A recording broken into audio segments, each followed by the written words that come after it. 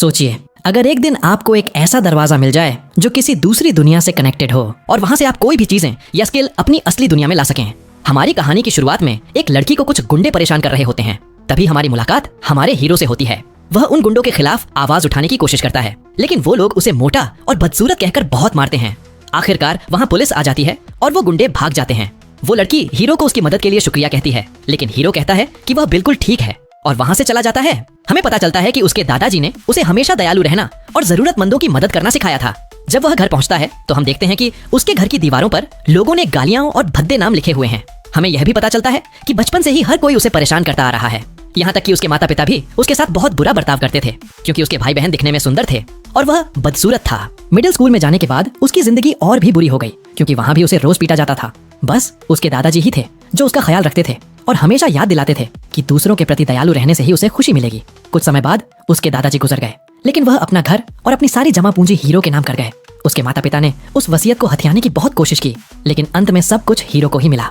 इसके बाद उसके परिवार ने उसे पूरी तरह से बेदखल कर दिया, इसलिए अब वह अकेला रहता है और रोज पार्ट टाइम काम करता है। स्कूल में हीरो मिडिल स्कूल से ग्रेजुएट हो रहा है, लेकिन उसकी ईयरबुक में लोगों ने सिर्फ भद्दे और बुरे कमेंट्स ही लिखे हैं। जैसे ही वह वहाँ से निकलने की कोशिश करता है, उसे परेशान करने वाले लड़के उसे रोक लेते हैं। वो उसे याद दिलाते हैं कि भले ही वह ग्रेजुएट हो रहा है, लेकिन वह अभी भी उनका नौकर ही है। हीरो कहता है कि उसे अपने काम पर जाना है, लेकिन वो लड़के उसे बुरी तरह पीटने लगते हैं और हम देखते हैं कि उसके भाई बहन दूर खड़े होकर बस यह सब तमाशा देख रहे होते हैं। जब वह किसी तरह अपने काम पर पहुंचता है तो उसका बॉस उसके रोज लेट आने से परेशान होकर उसे नौकरी से निकाल देता है। घर लौटकर हीरो बहुत उदास होकर अपना खाना खाता है और जब वह खुद को शीशे में देखता है तो उसे बहुत गुस्सा आता है। वह यह सोचकर शीशा तोड़ देता है कि उसके ग्रेजुएशन के बाद भी कुछ नहीं बदलने वाला। वह गुस्से में दीवार पर मुक्का मारता है और तभी अचानक से वहाँ एक छुपा हुआ कमरा खुल जाता है। उस कमरे में बहुत सी अजीब चीजें रखी होती हैं और हीरो को लगता है कि यह सब उसके दादाजी की यात्राओं की निशानियां होंगी। वहाँ उसे एक बहुत ही अजीब सा दरवाजा मिलता है और जब वह उसे खोलता है तो वह एक अजीब से कमरे में पहुंच जाता है। तभी उसके सामने एक नोटिफिकेशन आता है, जिसे देखकर वह डर जाता है। उसे पढ़ने पर उसे पता चलता है कि यह दरवाजा किसी दूसरी दुनिया से जुड़ा हुआ है। वहाँ और भी कई नोटिफिकेशंस आते हैं जो उसे उसके नए फंक्शंस के बारे में बताते हैं, जैसे कि वह चीजों को स्टोर कर सकता है और इस दरवाजे को कौन इस्तेमाल करेगा यह भी कंट्रोल कर सकता है। हालांकि वह इन फंक्शंस को लेकर थोड़ा कंफ्यूज था, लेकिन उसे लगता है कि यह सिस्टम किसी गेम की तरह है, इसलिए वह अपना स्टैट चेक करने का फैसला करता है। लेकिन अपने सारे स्टैट इतने कम देखकर वह पूरी तरह से निराश हो जाता है। वह कमरे में चारों तरफ देखता है और जब वह बाहर झांकता है तो उसे पता चलता है कि यह सच में एक दूसरी दुनिया है। उसे मेज पर एक नोट मिलता है, जिसे वह शुरुआत में तो पढ़ नहीं पाता, लेकिन अपनी लैंग्वेज स्किल की मदद से वह उसे समझ जाता है।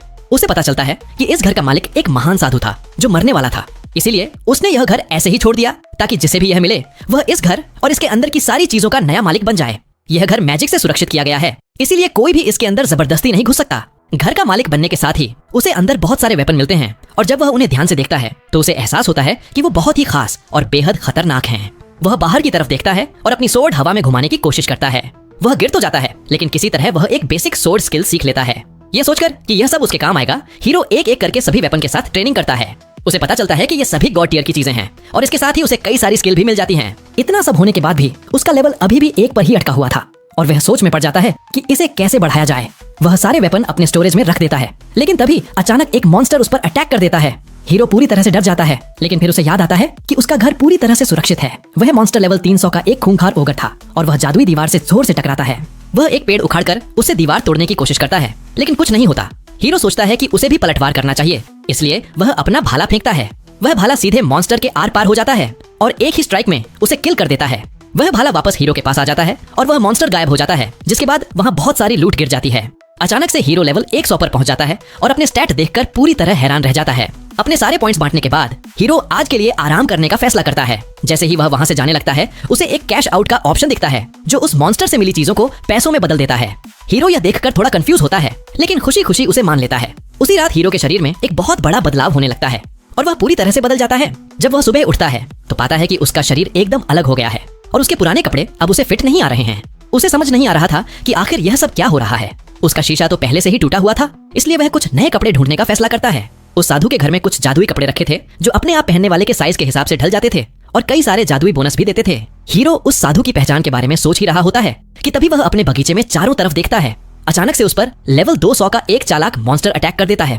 लेकिन इस बार हीरो बहुत ही शांति से अपना भाला निकालता है और आसानी से उस मॉन्स्टर को खत्म कर देता है। मरने के बाद वह मॉन्स्टर कुछ कॉफी स्लाइम और एक बहुत ही रेयर हार्ट छोड़ जाता है, जिसमें उसकी मैजिक पावर को वापस लाने की एबिलिटी होती है। उसका लेवल फिर से बढ़ जाता है और उसे प्रेजेंस डिटेक्शन की एक नई स्किल मिल जाती है, जिसके साथ वह अब लेवल 150 पर पहुंच चुका है। वह थोड़ा कॉफी स्लाइम छक्कर देखता है और वह सच में बहुत स्वादिष्ट होता है। वह उन कमाए हुए पैसों से अपने लिए एक नई यूनिफॉर्म खरीदने का फैसला करता है और उसे हाई स्कूल शुरू होने से पहले तैयार रखने का ऑर्डर दे देता है। इसके बाद वह अपना हर दिन उसी दूसरी दुनिया में बिताने लगा और उसे वहाँ बहुत मजा आने लगा, यहाँ तक कि वह अपना सारा दुख दर्द भी भूल गया। वह वहाँ जमकर ट्रेनिंग करता और उस दूसरी दुनिया के बारे में जितना हो सके उतना जानने की कोशिश करता। एक दिन एक बहुत ही ताकतवर गोब्लिन उसके घर पर अटैक कर देता है, लेकिन अब हीरो पूरी तरह से बदल चुका था। वह बहुत ही समझदारी से उस गोब्लिन के साथ बैटल करता है और अपनी एक स्किल का इस्तेमाल करके उसे पूरी तरह से खत्म कर देता है।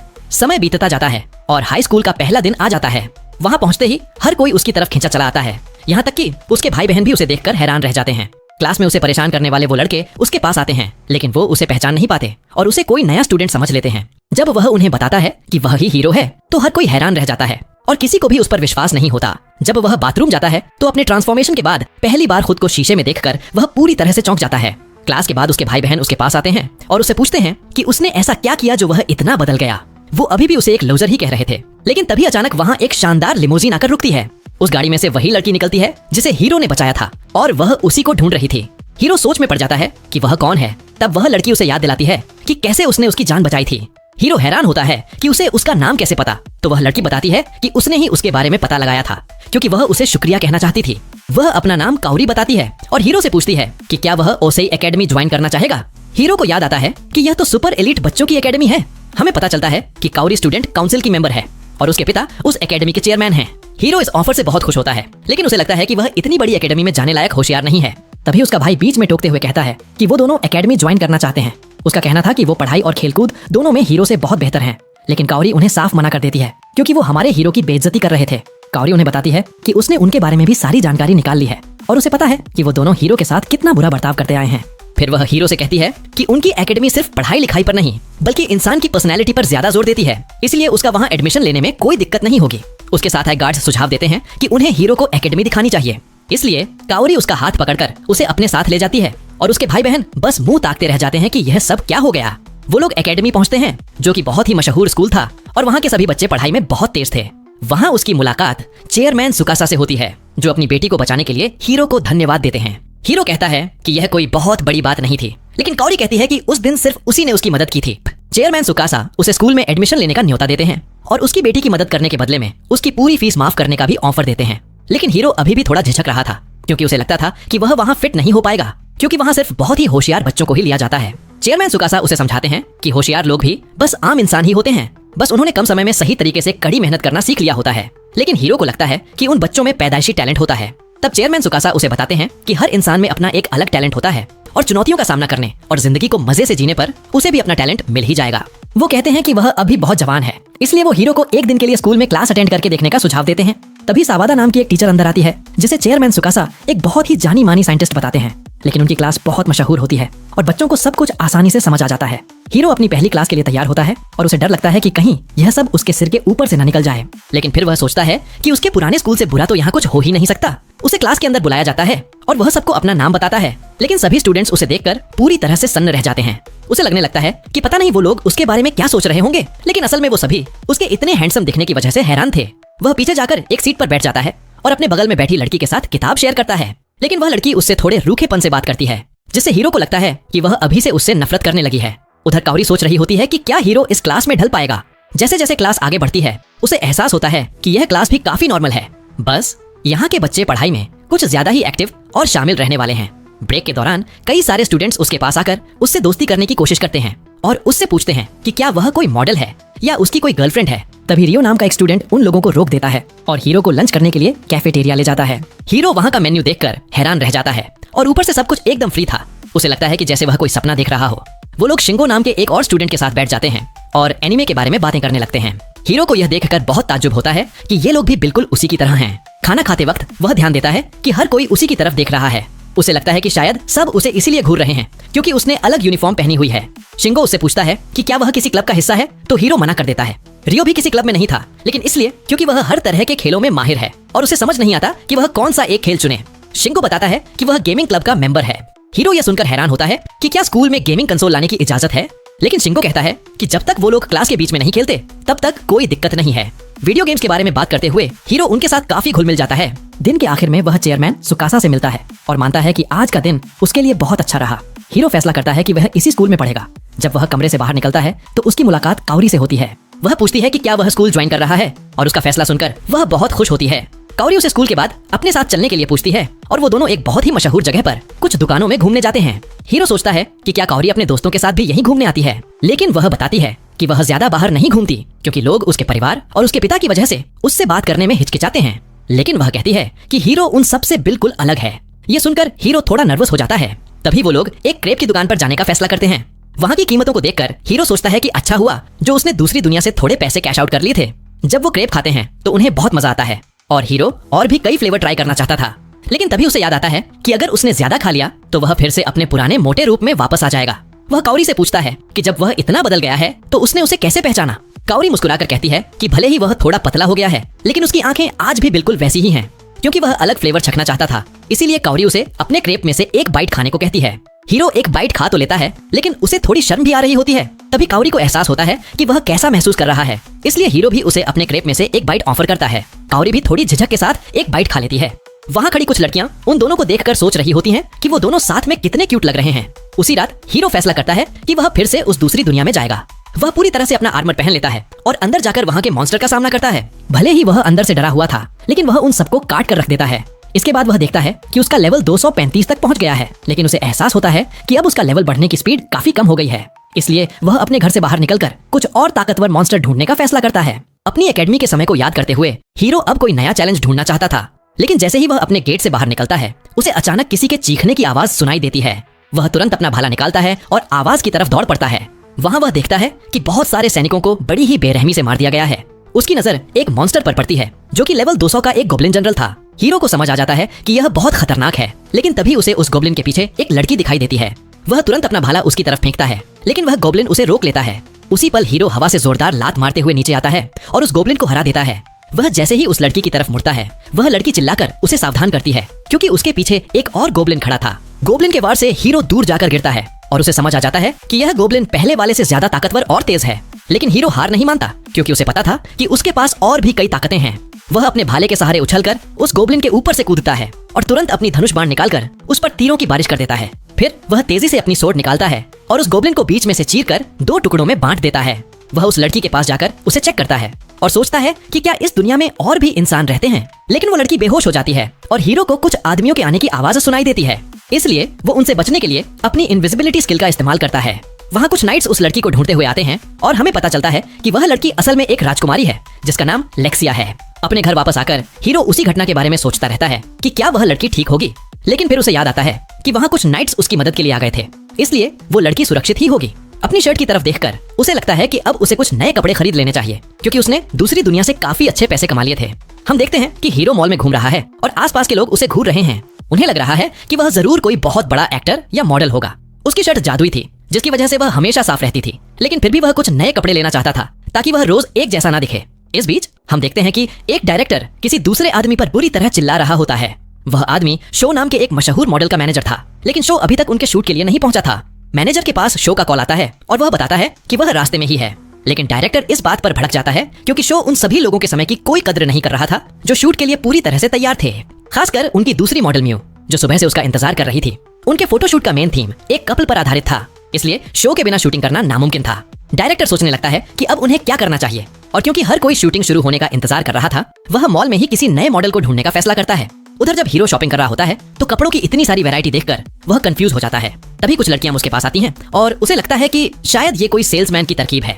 वो लड़कियां उसके बारे में और जानना चाहती थीं और यहाँ तक कि उसके साथ शॉपिंग करने में मदद भी करना चाहती थीं। हीरो नहीं चाहता था कि उन्हें बुरा लगे, इसलिए वह उन्हें बहुत ही प्यार से मना कर देता है।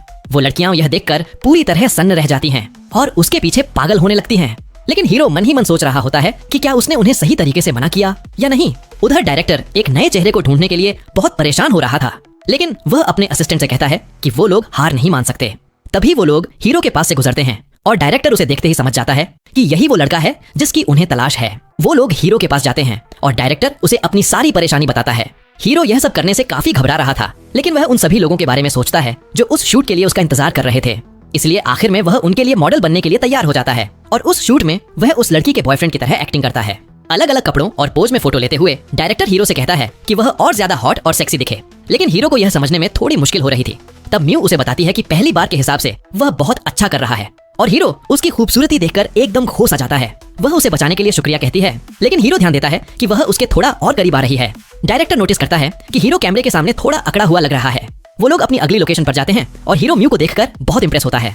वह सोचता है कि भले ही वो दोनों एक ही उम्र के हैं, फिर भी म्यू कैमरे के सामने कितनी प्रो है, इसलिए वह भी अपना बेस्ट देने का फैसला करता है। लेकिन अगले शॉट के लिए म्यू उसे पकड़ लेती है और जैसे ही वह उसके और करीब आती है, हीरो घबरा जाता है। डायरेक्टर म्यू को और करीब जाने को कहता है तो वह अपनी बाहें उसके गले में डाल देती है और बिल्कुल उसके पास आ जाती है। यह देखकर हीरो और भी ज्यादा शर्मा जाता है और वहाँ मौजूद सारे लोग उन्हें देखने लगते हैं। इसी बीच दूसरी दुनिया में हम राजकुमारी लेक्सिया को देखते हैं, जो सोच रही होती है कि कैसे उस लड़के ने उसकी जान बचाई थी। वह बाहर जाने का फैसला करती है और उसका नाइट उससे पूछता है कि वह कहाँ जा रही है। वह कहती है कि वह वापस डार्क फॉरेस्ट जा रही है ताकि उस इंसान को ढूंढ सके जिसने उसे बचाया था। लेकिन उसका नाइट कहता है कि उस भयानक जंगल में किसी का भी जिंदा रहना नामुमकिन है। लेक्सिया जिद करती है कि उसे किसी ने बचाया था और उसे उस इंसान को शुक्रिया कहना ही होगा। उसका नाइट उसे वहाँ वापस जाने के खतरों के बारे में चेतावनी देता है, लेकिन वह कहती है कि इस बार वो सब भी उसके साथ चलेंगे। वो लोग सोचते हैं कि आखिर राजकुमारी इतनी बेपरवाह किसके जैसी बन गई है। मॉल में वापस शूट खत्म हो जाता है और हीरो बुरी तरह थक जाता है। म्यू उसे एक बार फिर शुक्रिया कहती है और तभी अचानक से हीरो के गले में उसका ड्रिंक अटक जाता है। म्यू उसे अपना रुमाल देती है, लेकिन हीरो परेशान हो जाता है क्योंकि उसे बहुत पसीना आ रहा था। वह अपनी आस्तीन से भी पसीना नहीं पहुंच सकता था क्योंकि वो कपड़े उसके नहीं थे। हीरो अपने इस मॉडलिंग के अनुभव के बारे में सोचता है और उसे लगता है कि म्यू इसमें बहुत कमाल की है। लेकिन म्यू कहती है कि उसे बस इसकी आदत हो गई है और बताती है कि जब उसने शुरुआत की थी तब वह भी बहुत गलतियां करती थी। हीरो सोचता है कि शायद यह पहली बार है जब उसने इतने अच्छे कपड़े पहने हैं, क्योंकि पहले कभी उसे ऐसा मौका ही नहीं मिला था। वह म्यू से पूछता है कि उसने मॉडलिंग क्यों शुरू की, तो वह बताती है कि वह बस लोगों का ध्यान अपनी तरफ खींचना चाहती थी, क्योंकि उसके माता पिता हमेशा इतने बिजी रहते थे कि उनके पास उसके लिए कभी समय नहीं होता था। फिर जब उसके कुछ फैंस बन गए तो उसने इसे जारी रखा क्योंकि उसे अच्छा लगता था कि लोग उसे सपोर्ट कर रहे हैं और वह उन लोगों के चेहरे पर खुशी ला पा रही है जो उसे देखते हैं। वह हीरो से कहती है कि वह भी यह सब कर सकता है, बस उसे अपनी रफ्तार से आगे बढ़ना चाहिए और रास्ते में आने वाले हर पल का मजा लेना चाहिए। जब वो बातें कर रहे होते हैं तो डायरेक्टर उनकी कुछ बहुत ही नेचुरल तस्वीरें खींच लेता है, लेकिन उसी वक्त वहाँ अचानक से शो आ जाता है और भीड़ उसे देखकर बहुत खुश हो जाती है। वह म्यू के पास आता है और कहता है कि अब वो अपना शूट शुरू कर सकते हैं। वह म्यू को दीवार की तरफ धकेलता है और उसे ड्रिंक्स के लिए बाहर चलने को कहता है, लेकिन हीरो देख सकता था कि म्यू अनकंफर्टेबल महसूस कर रही है। वह उन्हें बीच में रोकता है और शो पूछता है कि वह कौन है। शो उसे पंच मारने की कोशिश करता है, लेकिन हीरो उसे उठाकर दूर फेंक देता है। हर कोई यह देखकर हैरान रह जाता है और हीरो सोचता है कि शो का पंच कितना स्लो था। हीरो घबराने लगता है कि कहीं उसने यहाँ कोई तमाशा तो खड़ा नहीं कर दिया और इतने हैंडसम लड़के को पीटने के लिए अब वह मुसीबत में पड़ जाएगा। लेकिन भीड़ उसके लिए तालियां बजाने लगती है और उसे बहुत कूल समझती है। शो हैरान था कि बॉक्सिंग करने के बाद भी वह कैसे हार गया। डायरेक्टर उसे वहाँ से जाने को कहता है क्योंकि उन्होंने यह सब 4K कैमरे में रिकॉर्ड कर लिया है। शो वहाँ से भाग जाता है और म्यू हीरो को उसकी मदद के लिए शुक्रिया कहती है। वह बताती है कि शो काफी समय से उसके पीछे पड़ा था और उसे समझ नहीं आ रहा था कि वह क्या करे। लेकिन डायरेक्टर कहता है कि शो का बर्ताव हमेशा से ही ऐसा बुरा रहा है और इस घटना के बाद शायद ही उसे अब कोई काम मिले। डायरेक्टर हीरो से पूछता है कि क्या वह और मॉडलिंग करना चाहेगा। हीरो इतने सारे प्रोफेशनल्स के साथ काम करने का मौका देने के लिए उसे धन्यवाद देता है, लेकिन उसे लगता है कि वह इस काम के लिए सही नहीं है, इसलिए वह आखिरी में उन्हें मना कर देता है। डायरेक्टर उसके फैसले का सम्मान करता है और वो लोग शूट के सारे कपड़े हीरो को ही दे देते हैं, क्योंकि वह एक नौसिखिया था, इसलिए वो उसे पैसे नहीं दे सकते थे। हीरो सोचता है कि उसके लिए बस यह अनुभव ही काफी था, लेकिन डायरेक्टर कहता है कि काम के बदले कुछ मिलना तो बनता ही है, खासकर तब जब उसने उन सबकी मदद की हो। इसलिए हीरो उन कपड़ों को रख लेता है। म्यू कहती है कि वह आगे भी उसके साथ काम करना चाहेगी और वो सब उसे उसके भविष्य के लिए शुभकामनाएं देते हैं। बाद में अपनी कार में डायरेक्टर सोचता है कि यह कितने दुख की बात है कि हीरो ने मॉडलिंग जारी नहीं रखी, क्योंकि उसे पता था कि वह एक बहुत बड़ा स्टार बन सकता था। तस्वीरों को वापस देखते हुए म्यू सोचती है कि हीरो कितना अलग था। डायरेक्टर देख सकता था कि वह लाल हो रही है, इसलिए वह उसे चिढ़ाने लगता है कि शायद उसे हीरो पसंद आ गया है।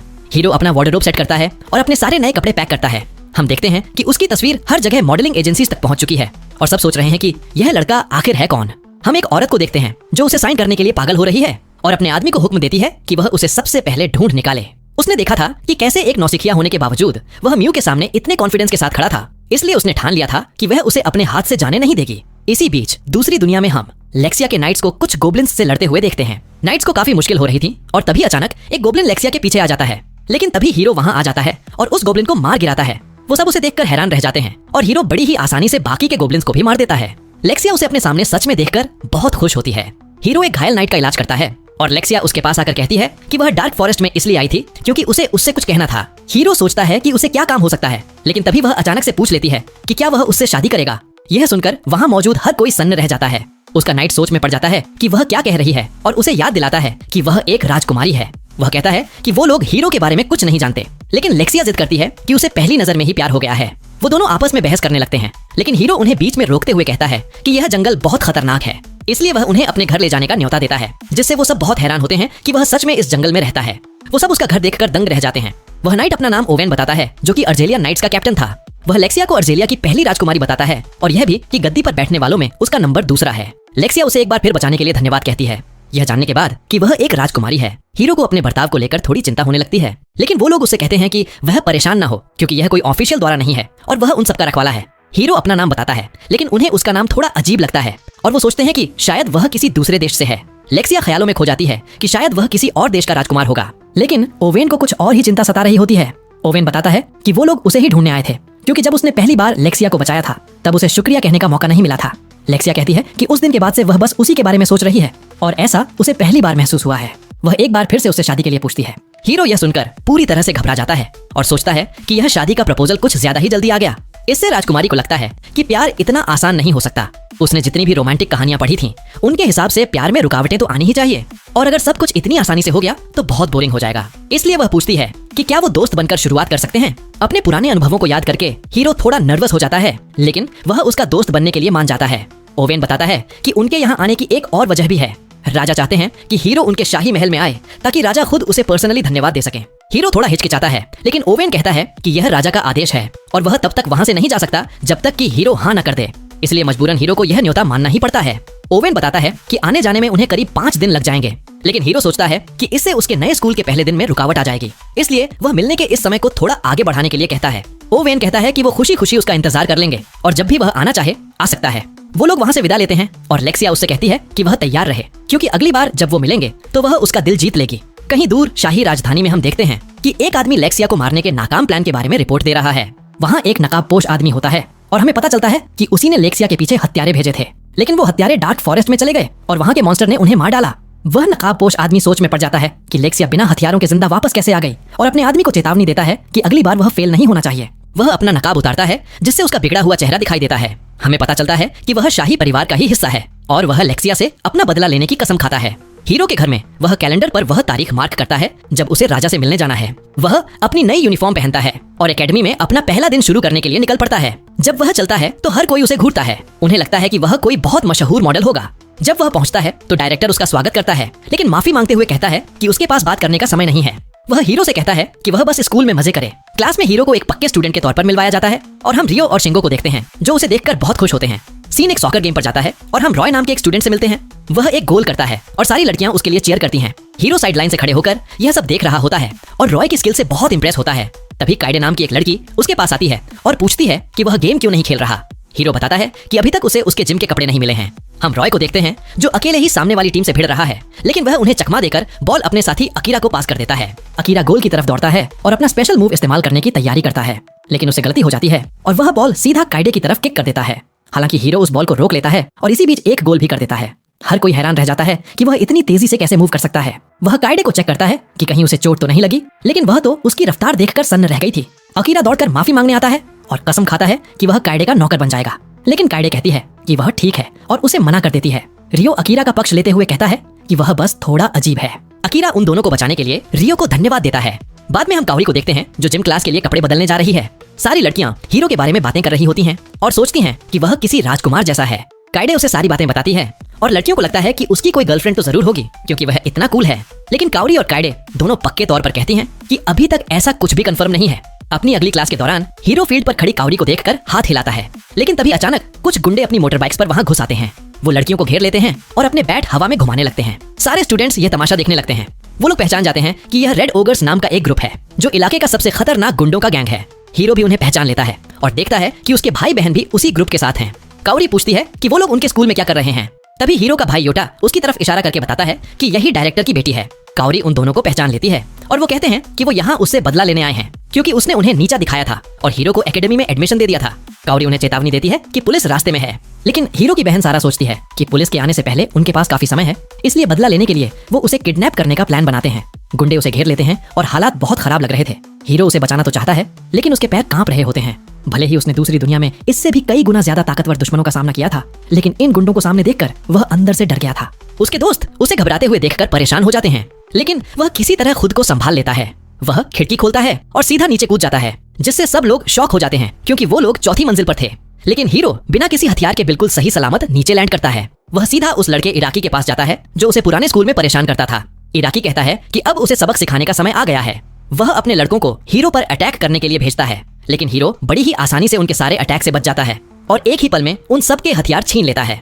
इराकी भी उस पर वार करने की कोशिश करता है, लेकिन हीरो उसे पूरी तरह से इग्नोर करके सीधा काउरी को बचाने के लिए दौड़ पड़ता है। लेकिन अमोरे नाम का एक बहुत ही लंबा चौड़ा आदमी उसका रास्ता रोक लेता है। वो आदमी पूरी ताकत से उस पर झपटता है, लेकिन हीरो अपनी जगह से टस से मस नहीं होता और उसे उठाकर दूर फेंक देता है। हीरो काउरी के पास पहुंचकर चेक करता है कि वह ठीक तो है। तभी उस गैंग का बॉस हीरो पर झपट पड़ता है। हीरो खुद को बचा लेता है, लेकिन बॉस अपनी बाइक से उस पर अटैक कर देता है। हीरो रास्ते से हट जाता है और वह आदमी अपनी बाइक से कंट्रोल खोकर बुरी तरह गिर जाता है। बॉस बेहोश हो जाता है और पुलिस वहां आ जाती है। सारे गुंडों को गिरफ्तार कर लिया जाता है और स्टूडेंट्स को अपनी क्लास में वापस जाने को कहा जाता है। हीरो चेक करता है कि काउरी ठीक तो है और अचानक से उसे कमजोरी महसूस होने लगती है, लेकिन हीरो उसे गिरने से बचा लेता है और वो दोनों एक दूसरे की आंखों में देखने लगते हैं। इसी बीच योटा सोचता है कि ये रेड ओगर्स तो किसी काम के नहीं निकले, लेकिन तभी गैंग का बॉस उसका गला पकड़ लेता है और अपनी इस हालत का जिम्मेदार उसे ही बताता है। सारा उसे छोड़ने की भीख मांगती है, लेकिन वह उसे लात मारकर दूर कर देता है। बॉस योटा का गला दबाना जारी रखता है, लेकिन हीरो बीच में आकर उन्हें अलग कर देता है और योटा उसे थैंक यू कहता है। बॉस फिर से उस पर अटैक करने दौड़ता है, लेकिन हीरो बस उसे घूर कर ही डरा देता है। सारे स्टूडेंट्स सोच में पड़ जाते हैं कि यह सब क्या हुआ, लेकिन जल्द ही सब कुछ शांत हो जाता है। योटा पूछता है कि उसने उसे क्यों बचाया, तो हीरो कहता है कि भले ही उन्होंने उसके साथ हमेशा बुरा बर्ताव किया हो, लेकिन वो आखिर हैं तो उसका परिवार ही, इसलिए वह उन्हें ऐसे ही मरने के लिए नहीं छोड़ सकता था। उसके दोनों भाई रोने लगते हैं और अपने की माफी मांगने लगते हैं। उसके दोस्त भी वहां आ जाते हैं और हीरो उनसे माफी मांगता है कि उसकी वजह से इतनी बड़ी परेशानी खड़ी हो गई, लेकिन वो सब उसकी तारीफ कर रहे थे और सोच रहे थे कि वह चौथी मंजिल की खिड़की से नीचे कैसे कूद गया। हीरो दूसरी दुनिया में कुछ और एक्सप्लोर करने के लिए जाता है। उसे ओवेन की वो चेतावनी याद आती है कि डार्क फॉरेस्ट को इस पूरी जमीन का सबसे खतरनाक इलाका माना जाता है। वहाँ इतने ताकतवर मॉन्स्टर हैं जो आसानी से पूरे शहर को तबाह कर सकते हैं। इसलिए हीरो उस साधु के बारे में सोचता है जिसका यह घर था। वह जंगल में और गहरे तक जाता है ताकि कुछ और ताकतवर मॉन्स्टर का सामना कर सके। तभी अचानक उसे किसी के रोने की आवाज आती है और वह देखता है कि एक ऑर्क एक छोटे से पिल्ले पर अटैक कर रहा है। उस पिल्ले के शरीर से एक डार्क एनर्जी निकल रही होती है, लेकिन वह इतना कमजोर था कि लड़ नहीं सकता था। हीरो दूर से यह सब देखता है और उसे पता चलता है कि वह ऑर्क लेवल 600 का एक ऑर्क किंग है, जिसका अटैक 20,000 से भी ज्यादा है। हीरो को लगता है कि वह उसके सामने टिक नहीं पाएगा, इसलिए वह उस पिल्ले को बचाने का ख्याल छोड़ देता है। लेकिन वह ऑर्क उस पिल्ले को बुरी तरह पीटता रहता है और उसके शरीर को अपने पैरों से कुचलता है। हीरो उसे ऐसे ही मरने के लिए नहीं छोड़ सकता था। वह सोचता है कि अगर उसके दादाजी यहाँ होते तो वो क्या करते, इसलिए वह उसकी मदद करने का फैसला करता है और सोचता है कि शायद वह उस ऑर्क का ध्यान भटका सकेगा। वह पूरी ताकत से उस पर झपटता है और सच में सिर्फ एक ही बार में उसे खत्म कर देता है। हिम्मत जुटाने में इतना लंबा समय लगाने और फिर इतनी आसानी से सब कुछ खत्म हो जाने पर उसे खुद पर ही शर्म आने लगती है। लेकिन फिर उसे याद आता है कि कैसे उसने लेवल 1 पर होते हुए भी उस ओगर को हरा दिया था। वह उस साधु के बारे में सोचने लगता है जिसने ऐसे खतरनाक वेपन बनाए थे। वह उस पिल्ले के पास जाता है, लेकिन वह उस पर गुर्राने लगता है। हीरो उसे एक पोर्शन देता है, लेकिन वह बेहोश हो जाता है। वह जल्दी से उस पिल्ले का इलाज करता है और फिर वो पिल्ला भी उसे पसंद करने लगता है। हीरो उससे बात करने की कोशिश करता है और उसे पता चलता है कि वह पूरी तरह से अकेला है और उसके पास जाने के लिए कोई जगह नहीं है, इसलिए वह उसे अपने साथ रखने का फैसला करता है। वो पिल्ला भी खुशी खुशी मान जाता है और अचानक से हीरो को एक टेमिंग स्किल मिल जाती है, जिससे वह कुत्ता उसका नया साथी बन जाता है। वह उसके स्टैट चेक करता है और पाता है कि वह असल में लेवल 500 का एक ब्लैक फेनरर है। उसके स्टैट देखकर वह बहुत इंप्रेस होता है। वह उसे एक नया नाम देने के बारे में सोचता है और उसके काले बालों को देखकर वह उसे नाइट नाम देता है। नाइट भी यह नाम सुनकर खुशी से उसके ऊपर कूद पड़ता है। वो दोनों वापस घर जाते हैं और हीरो ऑर्क किंग से मिली हुई लूट को चेक करता है। वहाँ एक S रैंक का मैजिक स्टोन था और साथ ही उस ऑर्क किंग की सोर्ड और आर्मर भी था, लेकिन वो वेपन इंसानों के काम नहीं आ सकते थे। हालांकि उन्हें फिर से रिफोर्ज करना मुमकिन था। वहाँ एक बहुत ही रेयर ब्रश भी था जिसमें बाल उगाने की ताकत थी। हीरो उस ब्रश का इस्तेमाल नाइट के बालों को संवारने के लिए करता है। वह अपने खुद के स्टैट चेक करता है और देखता है कि वह अभी भी लेवल 235 पर ही है। उसे अजीब लगता है कि एक लेवल 600 के मॉन्स्टर को हराने के बाद भी उसका लेवल नहीं बढ़ा, लेकिन वह सोचता है कि कभी ना कभी उसे इस लेवलिंग सिस्टम के बारे में समझ आ ही जाएगा। असली दुनिया में वापस आकर स्कूल जाते समय वह नाइट को अपने घर में ही छोड़ देता है। वह अपने दोस्तों से पूछता है कि क्या आसपास कोई पेट शॉप है और बताता है कि उसने अभी अभी एक कुत्ता गोद लिया है। काइडे यह सुनकर बहुत खुश होती है और उसकी तस्वीरें देखने की जिद करती है, लेकिन जब वह उसके इतने करीब आती है तो हीरो घबरा जाता है। काइडे उससे माफी मांगती है और हीरो कहता है कि उसके पास कोई तस्वीर नहीं है क्योंकि उसके पास स्मार्टफोन ही नहीं है। उसके दोस्तों को यह बात थोड़ी अजीब लगती है, लेकिन वह बस इतना कहता है कि उसे कभी इसकी जरूरत ही महसूस नहीं हुई। वो उसे पास की एक पेट शॉप के बारे में बताते हैं, लेकिन कहते हैं कि वो स्कूल के बाद उसके साथ जाने के लिए फ्री नहीं है। तभी काइडे उसके साथ चलने का ऑफर देती है। हीरो मदद के लिए उसे धन्यवाद कहता है, लेकिन काइडे मन ही मन सोचने लगती है कि यह तो किसी डेट जैसा हो सकता है। फिर भी वह उससे कहती है कि वह इसके बारे में चिंता न करे, जब वह घर पहुंचता है तो नाइट दौड़कर उसके पास आता है। हीरो उसे वो सारी चीजें दिखाता है जो काइडे ने दुकान से चुनने में उसकी मदद की थी। वह नाइट को उसका नया पट्टा पहनाता है और वो दोनों वॉक पर जाने का फैसला करते हैं। वो पार्क में जाते हैं और हर कोई हीरो को घूर रहा होता है। उन्हें लगता है कि वह बहुत कूल दिख रहा है और नाइट बहुत क्यूट है। वहाँ उसकी मुलाकात काउरी से होती है और वह नाइट को उससे मिलवाता है। वह उसे प्यार से सहलाने लगती है और उसे वह बहुत प्यारा लगता है। आसपास खड़े लोग उन्हें देखकर सोचते हैं कि वो दोनों एक परफेक्ट कपल हैं। काउरी उसे नाइट की ब्रीड के बारे में पूछती है, लेकिन वह ऐसा दिखाता है जैसे उसे कुछ नहीं पता, क्योंकि वह यह तो नहीं बता सकता था कि यह एक फेनरियर है। लेकिन काउरी समझ जाती है कि वह बहुत होशियार है और इस बात से खुश होती है कि हीरो ने उसे गोद लिया है। तभी एक लड़की हीरो को आवाज लगाती है और वह वही मॉडल म्यू निकलती है जिसके साथ उसने काम किया था। पता चलता है कि वह भी उसी इलाके में रहती है और पार्क में टहलने आती है। हीरो उन दोनों लड़कियों की एक दूसरे से पहचान कराता है और लोग उसे एक और खूबसूरत लड़की के साथ देखकर हैरान रह जाते हैं। वो लोग और भी ज्यादा लोगों का ध्यान अपनी तरफ खींचने लगते हैं, क्योंकि लोग म्यू को पहचानने लगे थे। म्यू कोई तमाशा नहीं खड़ा करना चाहती थी, इसलिए वह वहाँ से जाने का फैसला करती है, लेकिन कहती है कि वह उससे दोबारा मिलना चाहेगी। उसके जाने के बाद काउरी सोचती है कि क्या म्यू उसकी गर्लफ्रेंड है, लेकिन हीरो हैरान होकर कहता है कि वह उससे पहले सिर्फ एक बार ही मिला है और वह उसके लिए कुछ ज्यादा ही अच्छी है। लेकिन काउरी उसकी इस बात से सहमत नहीं थी। तभी अचानक एक औरत चिल्लाती है, क्योंकि एक आदमी उसका पर्स लेकर भाग रहा होता है। काउरी सोचती है कि उन्हें क्या करना चाहिए और हीरो नाइट को उस आदमी के पीछे जाने के लिए कहता है। वो उस बूढ़ी औरत को चेक करते हैं और जल्द ही नाइट उस आदमी को घसीटते हुए वापस ले आता है। हीरो काउरी से पुलिस को बुलाने के लिए कहता है, लेकिन वह आदमी खुद को छुड़ाकर काउरी की तरफ दौड़ता है ताकि उसे रोक सके। लेकिन हीरो बीच में आ जाता है और बड़ी ही आसानी से उसके हथियार छीनकर उसे रोक लेता है। भीड़ उसके लिए तालियां बजाने लगती है और उसे बहुत कूल समझती है। काउरी उसे एक बार फिर बचाने के लिए धन्यवाद कहती है। वो उस आदमी को पुलिस के हवाले कर देते हैं और हीरो घर की तरफ निकल पड़ता है। हीरो नाइट के साथ डार्क फॉरेस्ट में और अंदर तक एक्सप्लोर करना जारी रखता है। उनका सामना अनगिनत मॉन्स्टर से होता है। वो एक और ऑर्क किंग से टकराते हैं, लेकिन इस बार नाइट अपनी स्किल दिखाता है और उसकी गर्दन पर काटकर उसे अकेले ही मार गिराता है। आगे बढ़ते हुए उनका सामना एक क्रिस्टल हिरण से होता है जो लेवल 630 पर था। हीरो गायब रहकर उसे देखता है और पाता है कि उसका मैजिक स्टैट बहुत ही शानदार है। वह सोचता है कि उसे इसके पास कैसे जाना चाहिए, लेकिन वह हिरण गायब होने के बावजूद भी उसे डिटेक्ट कर लेता है। इसलिए हीरो के पास सोचने का समय ही नहीं बचता। वह उन पर अटैक कर देता है, इसलिए वो दोनों अलग हो जाते हैं। नाइट अटैक करने की कोशिश करता है, लेकिन हिरण खुद को बचाने के लिए मैजिक का इस्तेमाल करके एक धमाका करता है। वह एक और अटैक तैयार करता है और हीरो पर पानी का एक तेज ब्लास्ट छोड़ता है, लेकिन हीरो उससे बच निकलता है। हीरो सोचता है कि उन्हें एक साथ मिलकर काम करना होगा, इसलिए वह नाइट से कहता है कि वह उसके लिए एक मौका बनाए। नाइट अपनी स्पीड से हिरण के चारों ओर कूदता है, लेकिन हिरण अपने मैजिक से पलटवार करता है, जिससे उस इलाके में अनगिनत धमाके होने लगते हैं। लेकिन नाइट किसी तरह उस पर एक वार करने में कामयाब हो जाता है और हीरो इस मौके का फायदा उठाकर उसे खत्म कर देता है। वह उससे मिली हुई लूट चेक करता है और वहाँ एक बॉक्स उसका ध्यान खींचता है। जब वह उसे खोलकर देखता है तो पता चलता है कि वह एक पोर्टेबल बाथ सेट है जो अपने आप साफ रहता है। इसमें एक प्राइवेसी फीचर भी है जो लोगों को अंदर झांकने से रोकता है। ऐसी चीज पाकर वह बहुत हैरान होता है और उसे ट्राई करने का फैसला करता है। उसे पता चलता है कि इसमें कई सारी सेटिंग्स हैं जिन्हें वह अपनी पसंद से चुन सकता है। जंगल के बीच में इसका इस्तेमाल करना बहुत खतरनाक था, इसलिए वह रात बिताने के लिए अपने घर लौट जाता है और नाइट के साथ एक रिलैक्सिंग बाथ लेता है। अगले दिन वो एक नीडल रोलर से लड़ते हैं जिसकी स्पीड बहुत कमाल की थी। शुरुआत में हीरो को थोड़ी मुश्किल होती है, लेकिन वह उसके मूवमेंट्स का अंदाजा लगा लेता है और उसके अटैक से बच जाता है। इससे वह मॉन्स्टर दीवार में फंस जाता है और हीरो उसे खत्म कर देता है। वह आखिरकार लेवल 240 पर पहुंच जाता है और नाइट भी लेवल 510 पर पहुंच जाता है। जहां वह मॉन्स्टर टकराया था वहां की दीवार अचानक टूट जाती है और एक गुफा दिखाई देती है, इसलिए वो उसे चेक करने का फैसला करते हैं। हीरो दुश्मनों को स्कैन करता है, लेकिन वहां किसी भी मॉन्स्टर का कोई नामो निशान नहीं था। जैसे ही वो एक बड़े कमरे में पहुंचते हैं, गुफा में अचानक से रोशनी हो जाती है। जब वो चारों तरफ देखते हैं तो एक लाश देखकर हीरो शॉक हो जाता है, लेकिन नाइट जमीन पर पड़ी एक किताब की तरफ इशारा करता है। हीरो उसे चेक करता है और पता चलता है कि यह उसी साधु की किताब है। जैसे जैसे हीरो किताब पढ़ता है उसे पता चलता है कि वह साधु सब कुछ कर सकता था। उसने हर तरह की स्किल में महारत हासिल कर ली थी और वह एक गॉड जितना ताकतवर बन गया था। यहाँ तक कि गॉड्स ने भी उसे अपने साथ शामिल होने के लिए कहा था, लेकिन उसने उनका न्योता ठुकरा दिया था। किताब हीरो से बात करने लगती है और उसे चेतावनी देती है कि जैसे जैसे वह ताकतवर होता जाएगा आसपास के लोग उससे डरने लगेंगे। हीरो सोचता है कि वह इसे होने से कैसे रोक सकता है और तभी उसे उस साधु की आवाज सुनाई देती है जो उसे कहता है कि वह ऐसे लोगों को ढूंढे जिन पर वह भरोसा कर सके।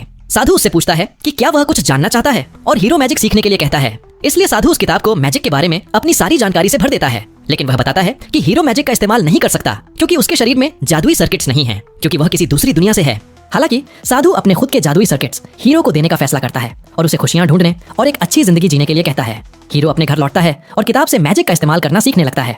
वह अपने आसपास की मैजिक एनर्जी को महसूस करने से शुरुआत करता है। वह मैजिक एनर्जी मैनिपुलेशन स्किल सीख लेता है।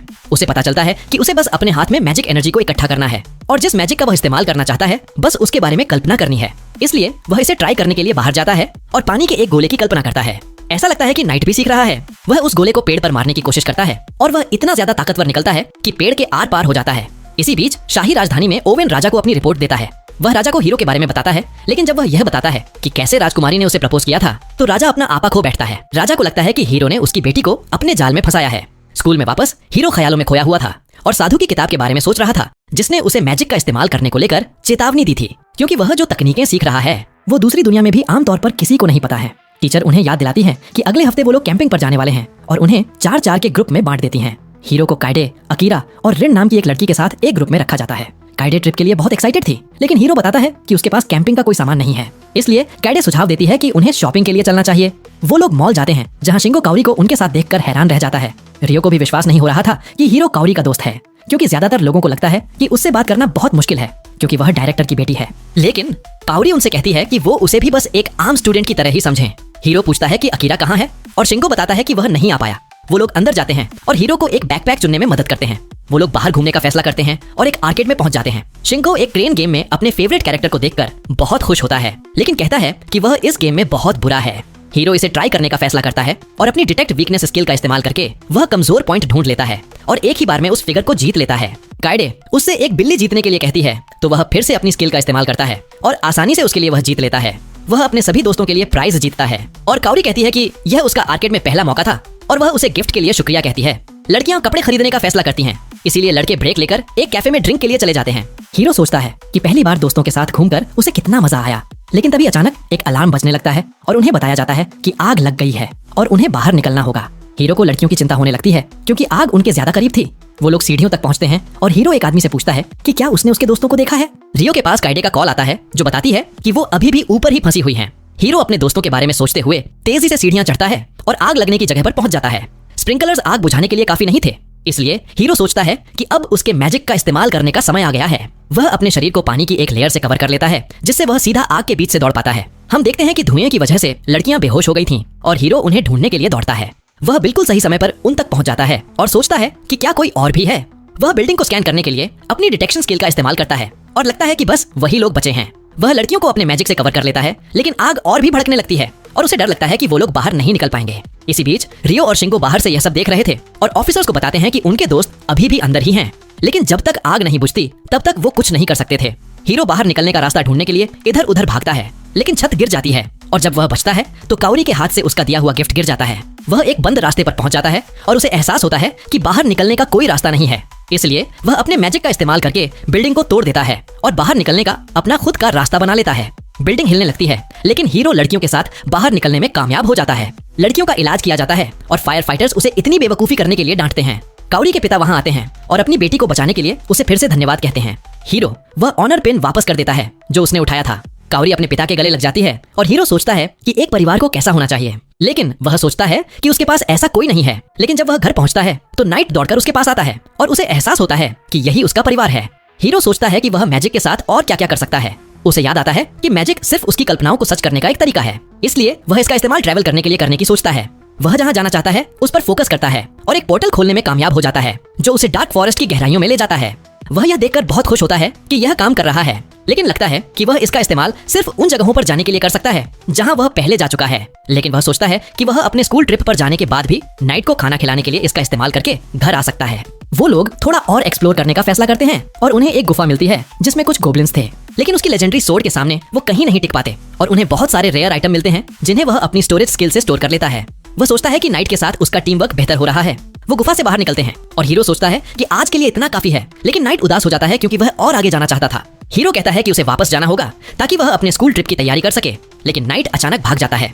हीरो उसके पीछे जाता है और लगता है कि नाइट को आगे कुछ महसूस हुआ था, इसलिए हीरो सावधान रहने के लिए अपनी इनविजिबिलिटी स्किल का इस्तेमाल करता है और आगे बढ़ता है। उसे एक घायल लड़की मिलती है जो कई सारे गोब्लिन्स का सामना कर रही थी। हीरो उसे बचाना चाहता है, लेकिन नाइट उसे पीछे खींच लेता है।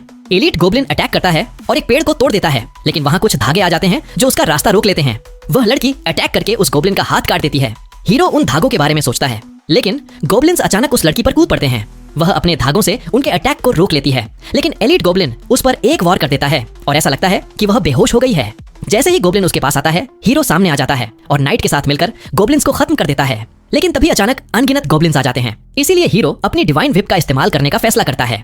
वह चाबुक सारे गोब्लिन्स को बांधकर एक ही अटैक में कुचल देता है। वह सोचता है कि यह वेपन तो कुछ ज्यादा ही ओवरपावर्ड है, क्योंकि यह एक साथ कई टारगेट्स पर अटैक कर सकता है और इसका वार कभी खाली नहीं जाता। लड़ाई के बाद वह सोचता है कि उसे इस लड़की के साथ क्या करना चाहिए। वह उसे अपने घर ले जाने की सोचता है, लेकिन लगता है कि नाइट को यह आइडिया पसंद नहीं आया। वह उस लड़की को ऐसे ही नहीं छोड़ना चाहता था, लेकिन तभी वह अचानक जाग जाती है। यह देखकर कि उसे कोई उठा रहा है, वह शॉक हो जाती है और जमीन पर गिर जाती है। हीरो उसे अपना हीलिंग जूस देता है, जो तुरंत उसकी सारी चोटों को ठीक कर देता है। वह लड़की यह देखकर हैरान थी कि वह कितना असरदार था और पूछती है कि वह कौन है। तो हीरो अपना और नाइट का नाम बताता है, लेकिन नाइट उसके साथ गुस्से से पेश आता है और हीरो सोचता है कि ऐसा क्यों है। हमें पता चलता है कि उस लड़की का नाम लूना है और वह बताती है कि वह जंगल में ट्रेनिंग कर रही थी, लेकिन उस एलिट गोब्लिन ने उसे चौंका दिया और वह मुसीबत में पड़ गई। वह पूछती है कि उनका क्या हुआ, तो हीरो बताता है कि उसने उन्हें खत्म कर दिया। वह पूछती है कि वह जंगल में क्या कर रहा है और वह बता देता है कि वह भी ट्रेनिंग कर रहा था। लेकिन यह सुनकर वह लड़की किसी वजह से हैरान हो जाती है, क्योंकि हीरो ही था जो उसे उठाकर सुरक्षित जगह पर लाया था। लूना पसीने से लथपथ और इतनी गंदी होने के लिए उससे माफी मांगती है, लेकिन हीरो कहता है कि कोई बात नहीं। वह पूछती है कि क्या आसपास कोई नदी है जहां वह नहा सके, लेकिन हीरो अपना पोर्टेबल बाथ निकाल लेता है। वह बाहर पहरा देता है और लूना को विश्वास नहीं होता कि उसके पास इतना रेयर आइटम है। हीरो बताता है कि उसे यह एक क्रिस्टल हिरन से मिला था और लूना इम्प्रेस होती है कि वह इतने खतरनाक मॉन्स्टर को हरा सकता है। हीरो को लगता है कि डार्क फॉरेस्ट के लिए यह नॉर्मल है, लेकिन लूना बताती है कि वह असल में एक क्लाइंट की रिक्वेस्ट पर वहां आई है। हालांकि हीरो यह बात नहीं सुन पाता। लूना उसे अपनी ट्रेनिंग में उसका साथ देने के लिए कहती है, क्योंकि वो दोनों ही जंगल में ट्रेनिंग कर रहे हैं। वह उसके साथ ट्रेनिंग करना चाहती थी। हीरो को उसे अकेले ट्रेनिंग करने के लिए छोड़ना बुरा लगता है, इसलिए वह उसके साथ शामिल होने के लिए मान जाता है। उसके बाद हम उन्हें एक साथ ट्रेनिंग करते हुए देखते हैं। हीरो प्रैक्टिस में उसकी मदद करता है और वह भी उसे बहुत कुछ सिखाती है। वो दोनों ही पहले से ज्यादा ताकतवर हो जाते हैं और हम लूना को अपने धागों से एक गोब्लिन को खत्म करते हुए देखते हैं। हीरो एक एलीट गोब्लिन को हराने के लिए उसकी तारीफ करता है, लेकिन वह कहती है कि उसे अभी भी बहुत लंबा रास्ता तय करना है। वह कहती है कि उसे अपना मिशन पूरा करने के लिए और भी ज्यादा ताकतवर बनना होगा। हीरो उसे कहता है कि उसे जाना होगा और समझाने की कोशिश करता है कि उसका स्कूल ट्रिप है, लेकिन उसे कुछ समझ नहीं आता, इसलिए वह बस माफी मांग लेता है। लेकिन वह उसे उसकी सारी मदद के लिए शुक्रिया कहती है। ट्रेनिंग के आखिरी दिन के बाद हीरो नहाकर रिलैक्स कर रहा होता है, लेकिन तभी लूना भी अचानक उसके साथ नहाने के लिए आ जाती है। हीरो शर्मा जाता है, लेकिन लूना उसे पकड़ लेती है और बताती है कि उसके साथ बिताया हुआ समय उसके लिए कितने मायने रखता है और वह इसे हमेशा याद रखेगी। वह उसे एक बार फिर शुक्रिया कहती है और उसकी पीठ धोने का ऑफर देती है, लेकिन उसका तौलिया अचानक गिर जाता है और हीरो शर्मा जाता है। उसकी क्लास अपने स्कूल ट्रिप पर निकलती है और हम हीरो को अपने दोस्तों के साथ ताश खेलते हुए देखते हैं। काइडे को लगता है कि वह थका हुआ दिख रहा है और हीरो मानता है कि वह पिछली रात ज्यादा सो नहीं पाया था। हीरो गेम जीत जाता है और उन्हें विश्वास नहीं होता कि वह लगातार 5 बार जीत चुका है, लेकिन हीरो को लगता है कि गेम बस किस्मत का खेल होना चाहिए। हीरो थोड़ी देर सोने का फैसला करता है और वह सोचता है कि वह इसीलिए जीतता रहा क्योंकि उसने अपने किस्मत वाले स्टैट में बहुत सारे पॉइंट्स डाले थे। वह सोचता है कि लूना के साथ हुई घटना भी शायद उसकी किस्मत की वजह से ही हुई होगी। जब वो लोग अपनी मंजिल पर पहुंचते हैं तो हीरो जाग जाता है। अपनी मंजिल पर पहुंचकर सारे स्टूडेंट्स कपड़े बदलते हैं और उनकी टीचर बताती हैं कि उन्हें 2 दिन के लिए कैंपिंग करनी है। उन्हें इसी जगह से अपने खाने पीने का इंतजाम करके जिंदा रहने का तरीका ढूंढना होगा। वो बताती हैं कि नदी में मछलियां हैं और आसपास ऐसे पौधे हैं जिन्हें वो खा सकते हैं। कुछ स्टूडेंट्स को चिंता होती है कि पौधे जहरीले हो सकते हैं, लेकिन सावादा बताती हैं कि स्कूल की डॉक्टर वहीं मौजूद हैं। हालांकि स्टूडेंट्स को वह डॉक्टर थोड़ी अजीब लगती है, क्योंकि उसके ऑफिस से हमेशा चीखने की आवाजें आती रहती हैं। अकीरा सोचता है कि वो लोग एक दिन बिना खाए भी रह सकते हैं, लेकिन सावादा कहती हैं कि यह सब इस लेसन का ही एक हिस्सा है। वह बताती है कि यह सभी क्लासों के बीच का एक कंपटीशन है। हीरो सोचता है कि क्या जीतने वालों के लिए कोई इनाम भी है, लेकिन सावादा बताती हैं कि इसका असर उनके बोनस पर पड़ेगा, इसलिए वह सबसे अपना बेस्ट देने को कहती हैं। लेकिन स्टूडेंट्स इस बात से कुछ खास खुश नहीं होते। स्टूडेंट्स को जंगल में छोड़ दिया जाता है और हीरो सोचता है कि उन्हें सबसे पहले क्या करना चाहिए। अकीरा सोचता है कि यहाँ सरवाइव करना बहुत आसान होगा, लेकिन बाकी तीनों उसे बेवकूफ समझकर इग्नोर कर देते हैं। रेन सुझाव देती है कि हीरो और काइडे को मछली पकड़ने की कोशिश करनी चाहिए, जबकि वह और अकीरा कुछ खाने लायक पौधे ढूंढेंगे। हम देखते हैं कि सारे स्टूडेंट्स नदी के पास हैं और काइडे को लगता है कि वो लोग यहाँ आने में लेट हो गए। वो लोग पानी के पास रियो को देखते हैं और वह उन्हें बताता है कि मछली पकड़ने की सारी अच्छी जगहें पहले ही भर चुकी हैं। काइडे सोचती है कि क्या उन्हें कुछ और ट्राई करना चाहिए, लेकिन हीरो अपनी डिटेक्शन स्किल का इस्तेमाल करके एक और जगह ढूंढ लेता है। उस जगह पर बहुत सारी मछलियां थीं, लेकिन काइडे को लगता है कि पानी बहुत कम गहरा है, इसलिए उनके मछली पकड़ने वाले कांटे किसी काम नहीं आएंगे। लेकिन हीरो के पास एक और प्लान था और वह सीधा पानी में उतर जाता है। वह सोचता है कि डार्क फॉरेस्ट के मॉन्स्टर के सामने ये मछलियां तो कुछ भी नहीं है।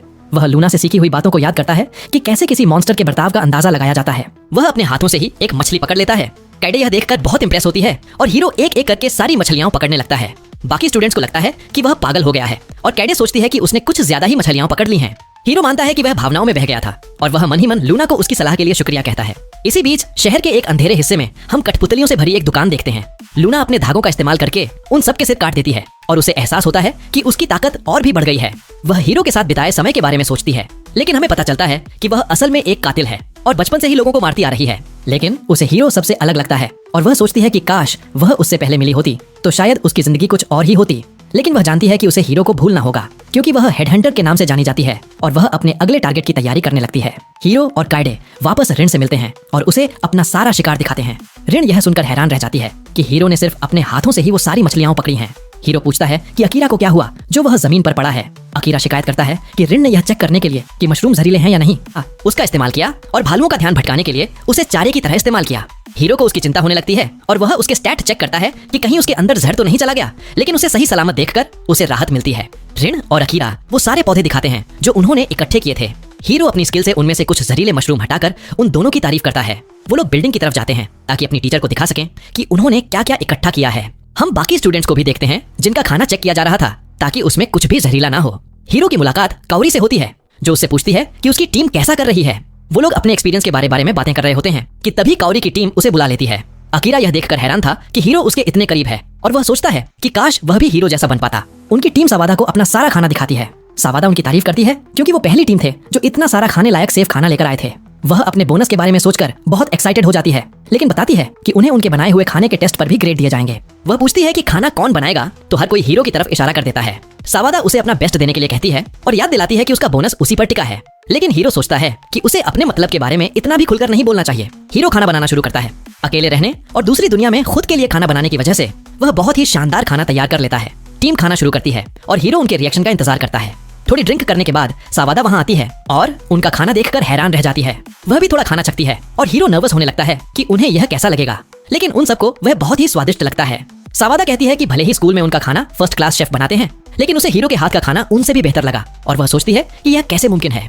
हीरो सोचता है कि उसने हमेशा सिर्फ अपने लिए ही खाना बनाया था क्योंकि वह अकेला था, लेकिन लोगों को अपना खाना पसंद करते देखकर उसे बहुत खुशी होती है। खाने के बाद सवादा पूछती है कि क्या वह उससे शादी करेगा, जिसे सुनकर हर कोई हैरान रह जाता है। वह बताती है कि वह ना तो खाना बना सकती है और ना ही साफ सफाई कर सकती है क्योंकि उसका पूरा ध्यान हमेशा अपनी रिसर्च पर ही रहा है। वह पहले कभी किसी रिलेशनशिप में भी नहीं रही थी और उसका खाना खाने के बाद उसे लगता है कि हीरो उसके लिए एकदम परफेक्ट है। वह उससे शादी करने और उसका ख्याल रखने के लिए कहती है। हर कोई उसे कहता है कि यह बहुत बुरा आइडिया है और काइडे यहाँ तक कह देती है कि हीरो किसी काम का नहीं है। यह सुनकर हीरो को लगने लगता है कि वह सच में एक बहुत बुरा इंसान है, लेकिन सवादा उससे शादी करने की जिद पकड़े रहती है और कहती है कि वह उसके लिए इंतजार भी कर लेगी। हीरो नर्वस हो जाता है और सोचता है कि यह सही नहीं है क्योंकि वह उसकी टीचर है, लेकिन वह उससे कहता है कि उसे लगता है कि वह एक बहुत अच्छी टीचर है। यह सुनकर सवादा बहुत खुश होती है और उसे गले लगाकर अपनी छाती में दबा लेती है। काइडे उसे खींचकर अलग करने की कोशिश करती है और अकीरा सोचता है कि हीरो दुनिया का सबसे लकी लड़का है। उसी रात हीरो नाइट को चेक करने के लिए टेलीपोर्ट करके अपने घर वापस जाता है। अपने स्टोरेज से कुछ खाना निकालकर वह जल्दी से नाइट के लिए डिनर तैयार करता है। नाइट को खाते हुए देखकर वह सोचता है कि कैसे उसे अपने खाने से दूसरों को खुश करने में मजा आता है।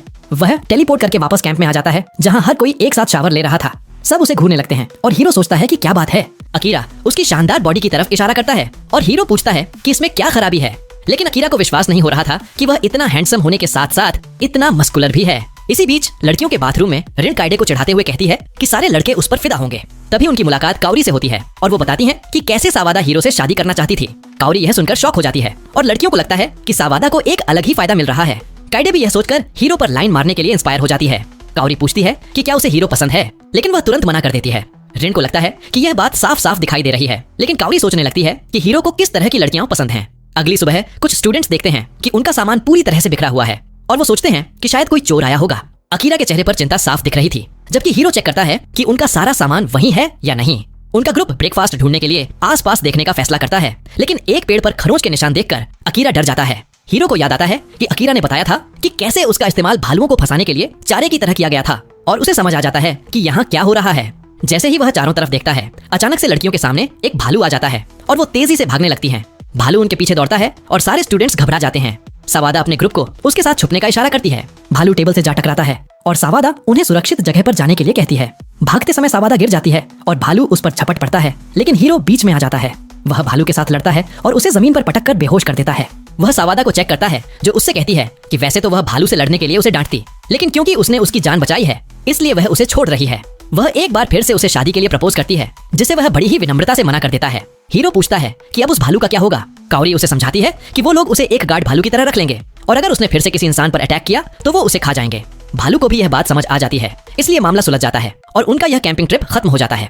अपने घर वापस आकर हम देखते हैं कि हीरो को लेक्सिया के साथ दूसरी दुनिया में राजा से मिलना है। उससे मिलने के रास्ते में उसे जंगल में राक्षसों का एक ग्रुप मिलता है। वह सोचता है कि अगर लेक्सिया के ग्रुप का सामना इनसे हो गया तो बहुत बुरा होगा, इसलिए वह उन्हें खत्म करने का फैसला करता है। नाइट उनमें से एक पर वॉर करता है और हीरो अपना भाला फेंकता है, लेकिन वह राक्षस उसे पकड़ लेता है। इसीलिए हीरो तुरंत एक हथौड़ा निकालता है जो उस राक्षस को पूरी तरह से कुचल देता है और उसके आसपास का सारा इलाका भी साफ कर देता है। यह देखकर वह एक बार फिर से उस साधु के वेपन से इम्प्रेस हो जाता है। वह राक्षस मरने के बाद एक बहुत ही अजीब सा दिखने वाला हेलमेट छोड़ जाता है। हीरो उसे पहनकर देखता है, लेकिन हम एक अजीब से दिखने वाले खरगोश को देखते हैं जो उसे छुपकर देख रहा था और सोच रहा था कि यही वह इंसान है जिसकी उसे तलाश है। तभी लेक्सिया की पार्टी वहां आ पहुंचती है। ओवेन उसे देखकर थोड़ा परेशान लग रहा था और हीरो समझ जाता है कि यह उसके हेलमेट की वजह से है, इसलिए वह जल्दी से उसे उतार देता है। वो लोग उसे एक बार फिर से देखकर बहुत खुश होते हैं। वो उससे पूछते हैं कि क्या वह राजा से मिलने के लिए तैयार है और उसे अपने साथ महल चलने का न्योता देते हैं। लेकिन तभी अचानक नाइट लेक्सिया के ऊपर कूद पड़ता है क्योंकि एक पेड़ अचानक से गिरने लगता है। हीरो अपनी सोर्ड से उसे बीच से काट देता है। हीरो का ध्यान उन धागों पर जाता है जिनका इस्तेमाल लूना करती थी और उसे समझ आ जाता है कि नाइट असल में राजकुमारी को बचा रहा था। ओवेन सोचता है कि यह सब क्या हो रहा है और हम लूना को देखते हैं जो अपने नाकाम होने पर खुद को कोस रही थी। जैसे ही वह वहां से भागने की कोशिश करती है, हीरो उस पर अटैक कर देता है और वह बेहोश हो जाती है। हीरो हैरान था कि यह सच में लूना ही है और लेक्सिया भी उसके पास आकर पूछती है कि यह कौन है। वह उसे बताता है कि इसी ने उस पर अटैक करने की कोशिश की थी और उसे एहसास होता है कि नाइट को यह बात पहले से ही पता थी। हीरो कहता है कि वह उसके घावों का इलाज करना चाहता है और उसे अपने घर ले जाना चाहता है ताकि उससे पूछ सके कि आखिर यह सब क्या है। लेक्सिया यह विश्वास नहीं करना चाहती थी कि वह एक बुरी इंसान है, इसलिए वह उसकी बात मान लेती है। तभी ओवेन दौड़ कर आता है और लेक्सिया से कहता है कि वह अकेले कहीं न जाए, लेकिन वह उसे बताती है कि वह हीरो के घर जा रही है। हीरो पूछता है कि क्या उसे यकीन है और लेक्सिया कहती है कि वह भी यह जानने के लिए उत्सुक है कि उस पर अटैक क्यों हुआ और उसका लूना के साथ क्या रिश्ता है। इसीलिए हीरो जल्दी पहुंचने के लिए अपने टेलीपोर्टेशन का इस्तेमाल करने का फैसला करता है और ओवेन वहीं पीछे छूट जाता है। लेक्सिया उसके इस टेलीपोर्टेशन मैजिक से हैरान रह जाती है और वो लोग लूना के जागने का इंतजार करते हैं। हीरो उसे समझाता है कि कैसे वह जंगल में लूना से मिला था और कैसे उन्होंने एक साथ ट्रेनिंग भी की थी, लेकिन लेक्सिया को उस टेलीपोर्टेशन स्पेल में ज्यादा दिलचस्पी थी जिसका इस्तेमाल उसने घर वापस आने के लिए किया था। हीरो बताता है कि उसने बस ट्रैवल करने के लिए मैजिक का इस्तेमाल करने के बारे में सोचा था और वह बन गया। लेक्सिया को उस पर विश्वास नहीं होता और वह उसे बताती है कि टेलीपोर्टेशन मैजिक को परियों की कहानियों का हिस्सा माना जाता है। आज तक कोई भी ऐसा इंसान नहीं हुआ है जो इसे इस्तेमाल कर सके। वह उसे चेतावनी देती है कि अगर किसी को भी यह पता चल गया कि वह इसका इस्तेमाल कर सकता है तो इसकी वजह से युद्ध भी हो सकता है। इसलिए वह उससे वादा करवाती है कि वह कभी भी बिना सोचे समझे लोगों के सामने इसका इस्तेमाल नहीं करेगा। अचानक वह लूना को आवाज लगाते हुए पूछती है कि वह और कितनी देर तक सोने का नाटक करने का इरादा रखती है। लूना उठ जाती है और समझ जाती है कि उसकी चोरी पकड़ी गई है। लेक्सिया यह भी नोटिस करती है कि हीरो को भी पता था कि वह नाटक कर रही है, लेकिन वह बस अच्छे से पेश आ रहा था और उसके खेल में उसका साथ दे रहा था। लेक्सिया उससे उसकी कहानी के बारे में पूछती है, लेकिन लूना को लगता है कि इसका कोई मतलब नहीं है और वह उसे बस जान से मार देने के लिए कहती है। लेकिन हीरो भी उसकी कहानी जानना चाहता था, इसलिए लूना बताती है कि कैसे वह एक अनाथ थी जो जिंदा रहने के लिए बस कचरे से अपना गुजारा करती थी। फिर एक दिन एक आदमी ने उसे पनाह दी जिसने उसे पढ़ना लिखना सिखाया और साथ ही लोगों को मारने के तरीके भी सिखाए। फिर अंत में वह डार्क गिल्ड में शामिल हो गई। हीरो डार्क गिल्ड के बारे में जानने के लिए उत्सुक होता है और लेक्सिया उसे बताती है कि यह एक ऐसा संगठन है जो हर तरह के अपराधों को अंजाम देता है। लूना आगे बताती है कि कैसे उसने अनगिनत लोगों को मारा है और इसी वजह से उसे हेडहंटर का नाम मिला है। लेक्सिया यह सुनकर ही हैरान रह जाती है क्योंकि उसने भी यह नाम सुना था। हीरो सोचता है कि क्या नाइट को यह बात पहले से ही पता थी और उसे एहसास होता है कि यही वजह थी कि शुरुआत में नाइट उसके साथ इतना अग्रेसिव था। लूना बताती है कि उसे लेक्सिया को मारने का काम सौंपा गया था, लेकिन अब क्योंकि वह फेल हो गई है इसलिए उसकी मौत तो पक्की है। या तो उसे फांसी दे दी जाएगी या फिर डार्क गिल्ड उसकी इस नाकामी के लिए उसके पीछे अपने हत्यारे भेज देगा। हीरो को उसकी चिंता होने लगती है, लेकिन लूना पूछती है कि उसे इतनी परवाह क्यों है क्योंकि उन्होंने तो बस थोड़ा सा ही समय एक साथ बिताया था। लेकिन हीरो कहता है कि भले ही उनका साथ बहुत छोटा था, लेकिन वह उसके लिए बहुत मायने रखता है, इसलिए वह उसे अपनी दोस्त मानता है।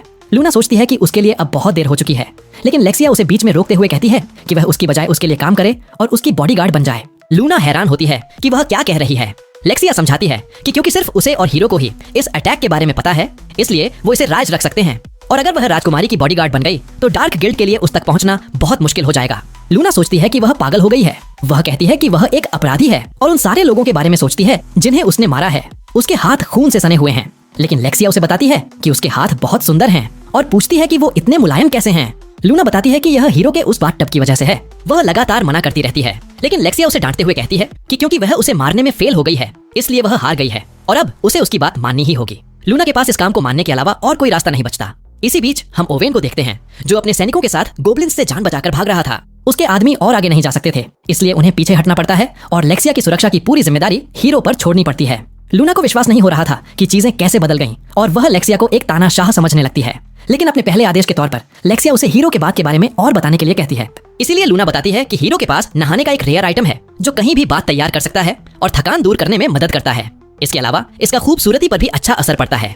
लेक्सिया को यह सब बहुत कमाल का लगता है और वह भी उसका इस्तेमाल करने की जिद करती है। वह लूना के साथ नहाने का फैसला करती है और हीरो को भी अपने साथ नहाने के लिए बुलाती है, लेकिन वह घबरा कर मना कर देता है और वह उसे शर्मिंदा करने लगती है। लड़कियां एक साथ नहाने का मजा लेती हैं और उन्हें यह बहुत रिलैक्सिंग लगता है। लेकिन लेक्सिया अचानक पूछती है कि क्या लूना को हीरो पसंद है। लूना कहती है कि वो बस दोस्त हैं। लेक्सिया कहती है कि वह बता सकती है कि वह उसे पसंद करती है, लेकिन लूना मना कर देती है और कहती है कि वह बस अपने दिमाग में ख्याली पुलाव पका रही है। इसीलिए लेक्सिया उसे बताती है कि वह उससे शादी करने का प्लान बना रही है और लूना इस बात का विरोध करती है।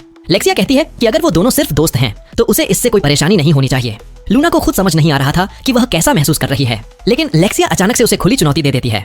वह कहती है कि उसे पक्के तौर पर हीरो से प्यार है, इसलिए वो दोनों उसके लिए एक दूसरे से लड़ेंगी और अगर वह हीरो से शादी कर लेती है तो वह जीत जाएगी। यह सुनकर लूना थोड़ी कंफ्यूज हो जाती है, लेकिन हीरो को किसी और का होते हुए देखकर वह इस चुनौती को स्वीकार कर लेती है क्योंकि वह उसे अपने लिए चाहती थी। लेक्सिया ऐलान करती है कि इसी पल से लूना उसकी गार्ड होने के साथ साथ उसकी सबसे बड़ी दुश्मन भी है। नहाने के बाद हीरो सोचता है कि उन्हें कुछ डिनर बनाना चाहिए। लेक्सिया खाना बनाने का ऑफर देती है, लेकिन उसे एक आलू काटने में भी बहुत मुश्किल हो रही थी। उसके हाथ से चाकू भी छूट जाता है और एक बड़ा हादसा होते होते बचता है, इसलिए अंत में हीरो ही खाना बनाता है।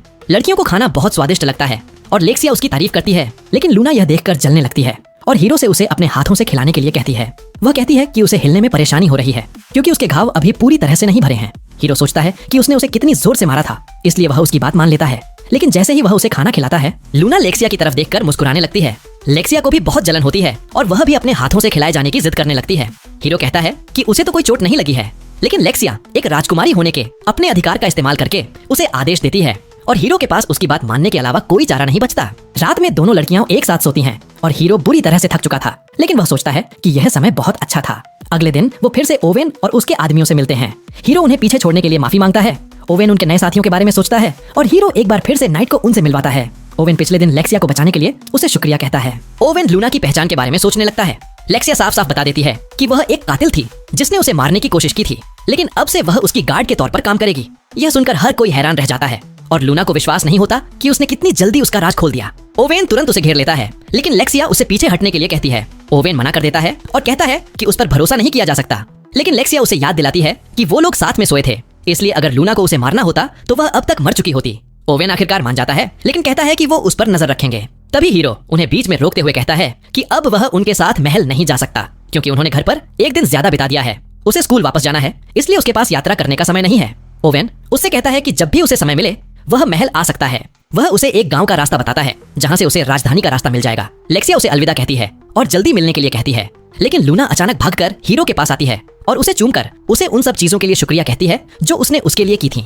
यह देखकर लेक्सिया पूरी तरह टूट जाती है और वापस जाने की जिद करती है ताकि वह भी उसे चूम सके, लेकिन ओवेन न सुनने का नाटक करता है और वो लोग आगे बढ़ जाते हैं। हीरो उस किस के बारे में सोचता है कि क्या वह उसे पसंद करती है। रिलैक्स करने के लिए वह नहाने चला जाता है। तभी उसे अचानक एहसास होता है कि कोई अजीब सा जीव अंदर घुस आया है और उसे एक नोटिफिकेशन मिलता है कि उसने अभी अभी उसे टेम कर लिया है। वह जीव भी थोड़ा कंफ्यूज था, लेकिन उसे यह सब ठीक ही लगता है। हीरो उसके स्टैट चेक करने के बारे में सोचता है। उसे पता चलता है कि उसकी अप्रेजल स्किल का लेवल बढ़ गया है, जिससे वह उसकी स्किल भी देख सकता है। वह देखता है कि उसके पास होली ग्राउंड नाम की एक स्किल है और वह देखना चाहता है कि यह क्या कर सकती है। वह जीव उनके चारों तरफ रोशनी का एक मैदान बना देता है और ऐसा लगता है कि यह हीरो को एक तरह की ताकत दे रहा है। हीरो इम्प्रेस होता है और उसे एक नाम देने का फैसला करता है। उसके रूप को देखकर वह उसे अकीत्सुकी बुलाने का फैसला करता है। नाइट उसे समय की याद दिलाता है और हीरो जल्दी से स्कूल वापस भागता है। उनकी क्लास के दौरान सावादा ऐलान करती हैं कि उनके स्कूल में बॉल गेम कंपटीशन होने वाला है, जिसके नतीजों का असर उनके बोनस पर पड़ेगा, इसलिए वह सबसे अपना बेस्ट देने के लिए कहती हैं। पहला इवेंट सॉकर है और उनकी क्लास को 2 टीम में बांट दिया जाता है। हीरो गोलकीपर के तौर पर खेलता है क्योंकि उसे नियम अच्छे से नहीं पता थे। जब गेम शुरू होता है तो रियो एक बीस्ट की तरह खेलता है और अकेले ही सामने वाली टीम पर भारी पड़ता है और गोल भी कर देता है। काइडे उससे बहुत इंप्रेस होती है, लेकिन रिन उसे बताती है कि उनके पास एक और सीक्रेट वेपन है और उसे कूदने के लिए कहती है। जैसे ही वह ऊपर नीचे कूदती है, सारे लड़कों का ध्यान भटक जाता है और अकीरा रियो से बॉल चुरा लेता है। अकीरा का हौसला बढ़ जाता है और रिन को एहसास होता है कि उसका प्लान उल्टा पड़ गया है। अकीरा सबको चकमा देते हुए शॉट मारता है, लेकिन हीरो एक ही पल में उसे रोक लेता है और हर कोई उसकी फुर्ती देखकर हैरान रह जाता है। हीरो सोचता है कि वह बॉल का क्या करे और रियो उसे कहता है कि वह उसे पूरी ताकत से फेंक दे। हीरो उसे फेंकता है और वह बॉल सीधे दूसरे गोल में जाकर गिरती है।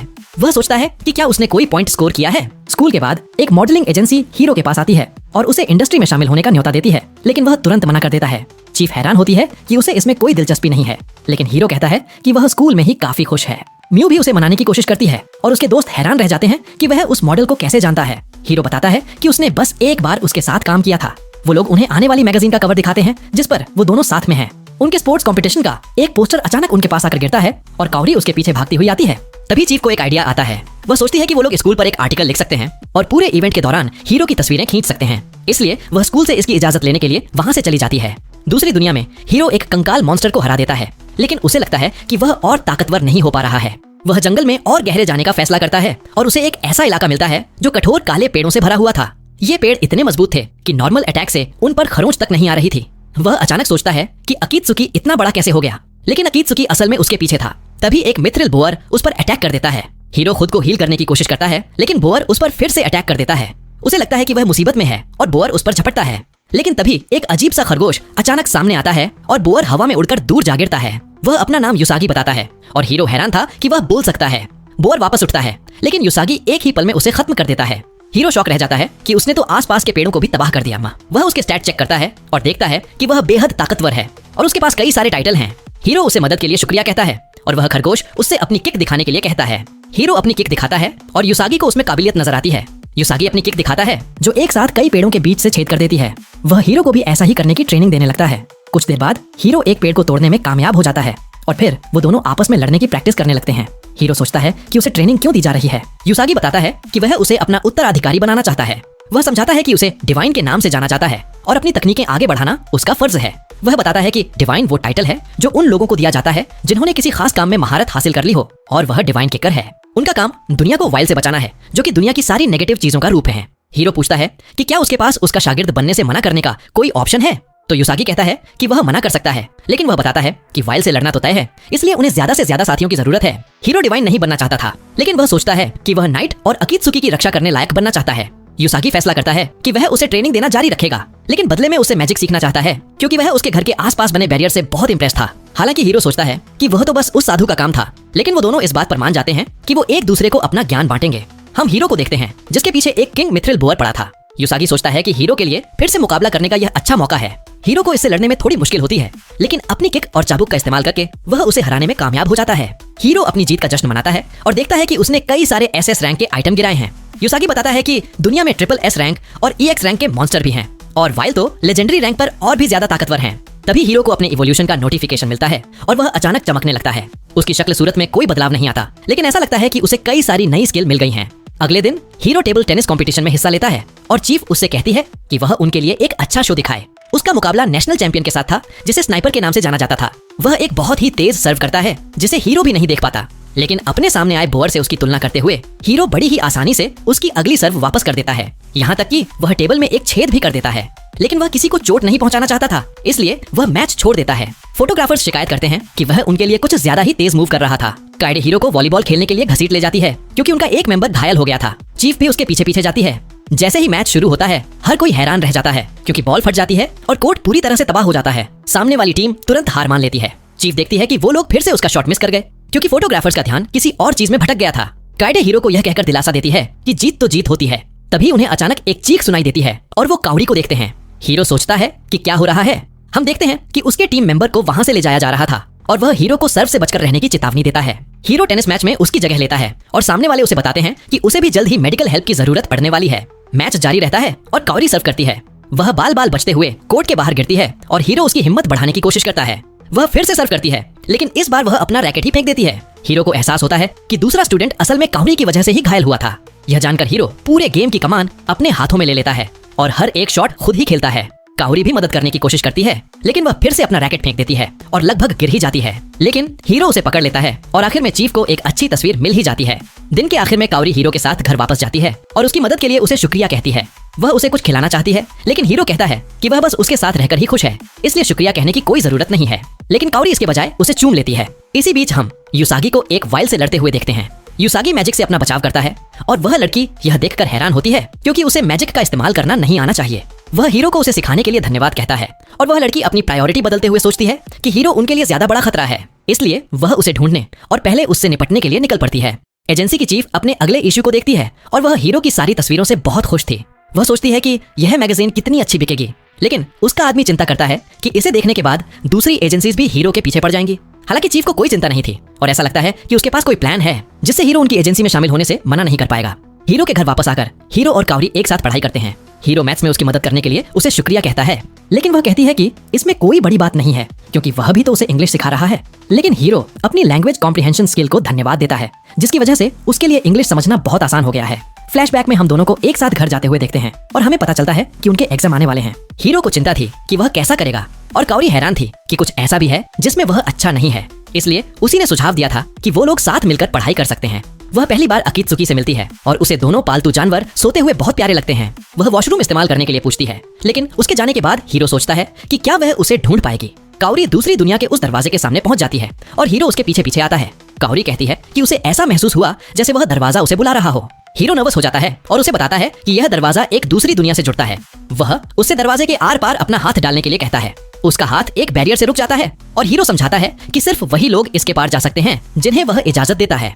काओरी सोचती है कि वह दूसरी दुनिया कैसी होगी। हीरो बताता है कि वह मॉन्स्टर और मैजिक की दुनिया है और उसे दिखाता है कि वह कैसे मैजिक का इस्तेमाल कर सकता है। काओरी यह देखकर हैरान रह जाती है और हीरो बताता है कि यह सब उस दूसरी दुनिया की वजह से ही है। वहीं से उसने वो स्किल सीखी जिनकी वजह से वह उन गुंडों से निपट पाया जिन्होंने स्कूल पर अटैक किया था और डिपार्टमेंट स्टोर में लगी आग से सबको बचा पाया था। काओरी को इस सब पर विश्वास नहीं होता और हीरो उसे दूसरी दुनिया दिखाने का ऑफर देता है।